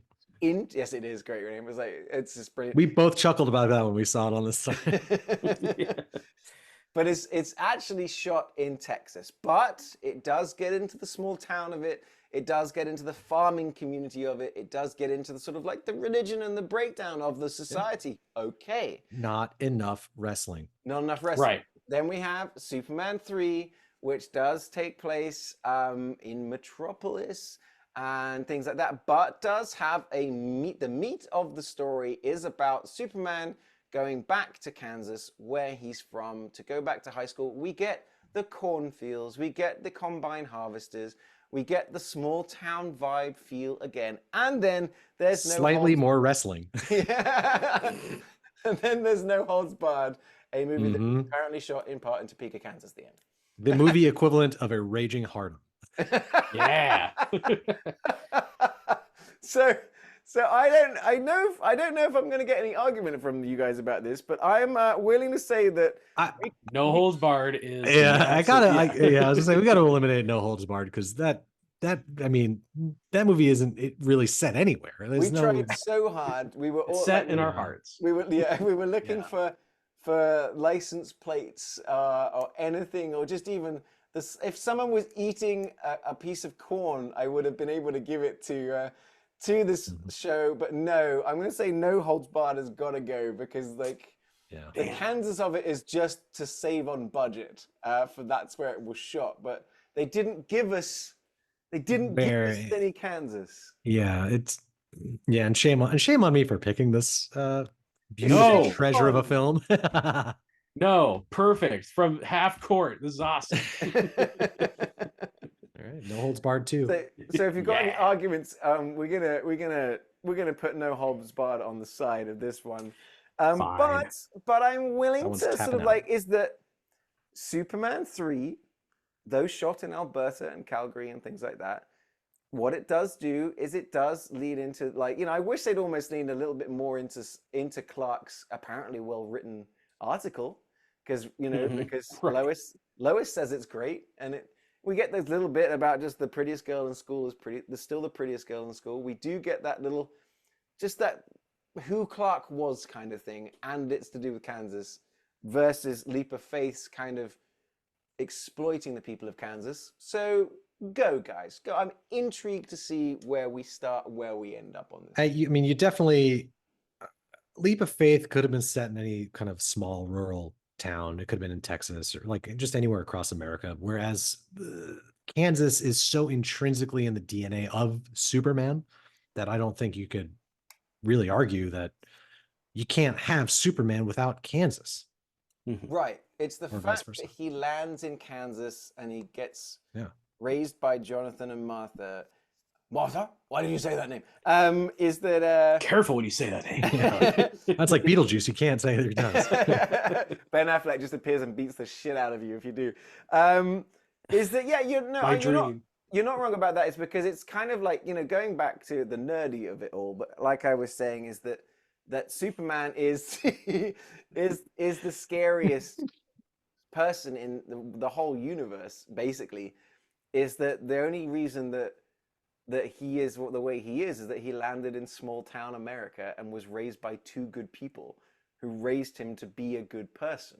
Mhm. The sort of the purest small town, just aw shucks, gee whiz, sort of like Kansas farm boy also happens to be the ultimate sort of being. Whereas, like, no, and I get what you're saying, Ryan, about Leap of Faith. You could have said it in Iowa and you could have said it in Texas, but they do very specifically make the choice of Russia to Kansas. They do. But that's not a real place, right? Rustwater? No, I do not. I bet there's I sure fucking hope that's not the name of a town. Yeah, that's a very Rustwater, Michigan. I get. Yeah, this is what they renamed Flint. Yeah. Yeah. Rushwater. Rushwater. No, it's Rust. It's Rustwater. Yeah. Plainview is shot in Plainview, Texas. But yes, it doesn't seem that there is actually. Wow, the water tower still says Rustwater, Kansas. Cool. It is cool. Man. That church and with the Jesus and his painted eyes is still there. So, I mean, okay. Well, I like Will. I'm going to send it to you, even as a big Superman fan, off the back of what Ryan said there. You know, how are you feeling about it as well? Yeah, I mean, Leap of Faith, I while it totally takes place within that fictional town of Kansas, there's not a lot that says Kansas other than it's a small town, whereas it's very important to Superman's identity. I mean, even within the comics, there's one of my favorite lines is when somebody asks Superman, like, "You're from Krypton, right?" He corrects him. He's like, "No, I'm from Kansas." Like, that's very important to his character. And very important to just his overall like ethos. And I think this movie, while being very silly, the Christopher Reeves part really gets into like why does who Clark is as a person. I wish they had gone further. Yeah. Obviously, in things like Smallville and Superman and Lois, they get much deeper into it. But you get the sense of like, oh, that's why this guy is so good. This is why it shaped him into being who it was. It's so part of his identity. And so important to that movie. And Kansas itself has embraced like the Superman, like there are Superman museums there are statues there, like there's no Smallville, but they very much embraced the Superman as like, this is our hometown boy. I'm surprised they didn't like rename a town Smallville. That's very shocking. Yeah. I forget what the town is, but there is a town with a Superman statue and museum and stuff, but I forget where that is. But it is in Kansas. It right now. It's Detroit. Yeah. Oh shit! It's next to the RoboCop statue. Ah man, there's a few Superman museums, but is there a Hulk Hogan statue in like Tampa, Florida? There is. The world's largest Superman statue is not in Kansas. It's in Illinois. It's in the town of Metropolis, Illinois. There's that. Yeah. We need to get better on our like statues. Like they're building like giant fucking Gundams in Japan and shit. Like we got nothing. Actual Gundams, yeah. It's my dream to steal that thing and then drive it right into that giant Godzilla statue. Oh shit! And then I'm gonna go out. Actually, here you go. So there is a small town in Kansas, I believe, Hutchinson, that in 2022 they converted into Smallville. That's what I'm thinking of. The Superman sort of like whole thing. So for one day, it becomes Smallville, which is kind of fun. I like that. Okay, cool. Yeah, it's a day. Cool. It's an annual event. That's what it is. All right. No. Have you ever gone? I've never gone. Yet. But no. Okay, fine. I'm actually willing to go with that one. I'd be like, there's no real like reason to dig in my heels in this one. I can't believe it. Yeah, neither can I, because it's fucking Superman 3. Yeah. It's not even Superman 4. Of all the other Superman movies we could have gone with. But no, that you're right. I like this. I like how you've landed on this one, Will, is that it does have the Kansas, but it's more about the character of Superman and how Kansas has intrinsically made him good, and how Kansas themselves have landed on and adopted Superman in return. That yes, okay, no arguments, right? We're agreed on this one.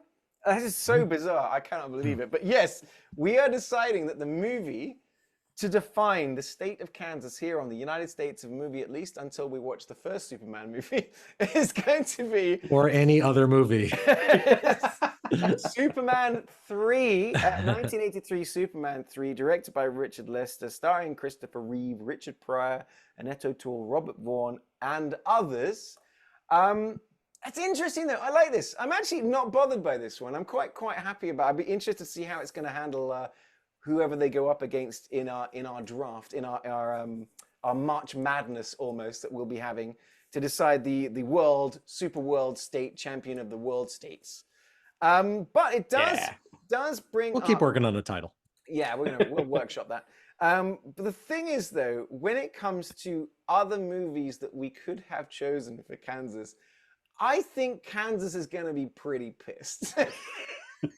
There were no Are other you options. sure? That was it. It was Yeah. like Delaware all over again. Well, because so for example, Will, you almost chose a movie I really wanted you to do, which is like Oscar-winning movie that An actual real, one of my real film. favorite movies. It's exceptional. But what was the movie you chose? Superman 3 over what? Over Unforgiven, and I will do it every single time. You will never be forgiven. Oh man, I love Unforgiven. I own it on 4K. I've seen it a bunch of times, but no, we Isn't needed that to movie bring the just- thunder this time. Isn't that movie just Tombstone with extra steps? I haven't seen it. I don't know. You Not should- really. They're it's really good. But like, so Ryan, were there any other Kansas? I mean, honestly, I mean, I'd be remiss if I didn't at least mention The Wizard of Oz, yeah. famously. That takes place in Oz. It That's starts and ends in Kansas, but you're not in Kansas anymore. It's a pretty popular colloquialism for that film. But the other one that came up on my list was the 1980 or 90 something, maybe it's 92, Dennis the Menace, with starring Christopher Lloyd and Walter Matthau, friend of the pod. No way. Is that Kansas as well? Allegedly, I don't know. interesting. Again, Critters? I don't really, oh, Critters, yeah. The first Critters, apparently, it's like so Dances with Wolves. I thought about it for a second, but I was like, do I really want to make Ryan and Will watch the 40-minute movie? The Iced Harvest. Oh my God. Looper. Looper. Yeah, that was on the list. Yeah. Yeah, like that's But that one too jumps around quite a bit. I don't know how much of that. right. Well, it's Kansas City, and outside in Kansas, in the sort of like the fields where he's like shooting. But that could have been a kind of interesting one. One that you joked about, Ryan, was Brightburn. Yeah. Yeah. What if Superman was fictional- bad and the yeah. movie was bad? Yeah. But getting into this is that when you get into sort of like Kansas-based movies, I was surprised that Will didn't bring out one of his like his giants. The Kansas Saloon Smashers from 1901. Because yes, you've got things like the Kansan and Dodge City and Kansas Pacific and Quantrill's Raiders, and you've got all these sort of old, sort of Western cowboy type sort of movies, Dark Command and things like that we could have gone with. There's a lot of these Superman movies. A lot of Wizard of Oz. A lot of Wizard of Oz. Mars Attacks was another one that's on the list as well. So to be honest, like there's a lot of movies we could get into. We did go a very strange approach to this state of. We always do. That's kind of our thing. Yeah. That's what the audience wants. So I think next time around, I think it could be interesting to see if we pit Superman up against other Supermen or Brightburn. We each pick a Superman. Yeah, we'll see. We could do it. That definitely doing Superman for the Quest for Peace. But yes, Kansas. Okay, so we have found that your movie is Superman 3. I promise when we return for season 2, we will dig into a little bit more of the Kansas of it all. But which means Will's face was like, nah. I'm bringing No Holds Barred too. Ooh. So all we got left, guys, is to decide where we are going next week. As always, I'm going to use my magic pen or pencil. We only have 1, 2, 3, 4, 5, 6, 7 to go. Let's see where it goes. Ready, everybody? Let's go. Ooh! Are we not including Puerto Rico in this and other outlying territories? We haven't so far, but okay, because we did include Washington D.C., so that is a good point. All right, yep, okay, guys, this is interesting because we may be having a special guest on the show because he said he would if we went to the state of New Jersey. It's Kevin Smith. So stay tuned. Next week, we will be heading to the state of New Jersey. We might be having a special guest, a guy that notoriously, 1, doesn't like remembering movies, 2, never really remembers movies, 3, actually kind of hates movies a little bit, and now we'll have to watch 3 movies in 1 week. So we will see. But he signed a contract. He has to be on the Yeah. podcast. So True. So guys, so thank you very much. Thanks for joining us for this particular episode. You can always find information from me. I like to make videos about movies every Monday as that Englishman in Texas. The rest of the time, you might know I'm doing videos about Texas. You can find me on Instagram, on TikTok, or on Facebook as Ollie Pettigrew. You can find Will as entitled Willennial on TikTok, Instagram, things like that. On his TikTok, he does like to get into the history of movies, other things like that. He's always picking random movies you may have never heard of to get into them. So if you want to learn about movies, Will's TikTok is the place to go. Ryan is exceptional at creating some fantastic movie memorabilia, redesigned movie posters, and merch as well from this particular podcast. You can find his designs on Threadless, on Etsy, everywhere as Rhino Digital, RYNO Digital. Outside of the fact that we need to return to Kansas, I want to say to everybody at home, if you're watching our podcast right now on YouTube, thank you. Keep dropping in the comments like you have been doing to give us some comments and movie ideas and suggestions, or just criticism. If you haven't subscribed, ask the question why, because so many people watch but don't end up subscribing, so do that as well. If you're listening to our podcast and you've never done it, now's the time. Step away for 1 second, just give us a review, give us a rate, give us a share, help grow this podcast slowly but surely as it is doing. And don't forget, you can always find us on our Facebook page as well, The United States of a Movie. Ryan, thank you for your truly bizarre choice this week. Will, thank you for bringing all of your Superman nerddom to this particular podcast episode and making Ryan's eyes roll back in his head. And then from me, Ollie Pettigrew, and from Will, and from Ryan, to all of you at home, thank you very much for joining us on this episode of The United States of a Movie podcast. We'll see you next time.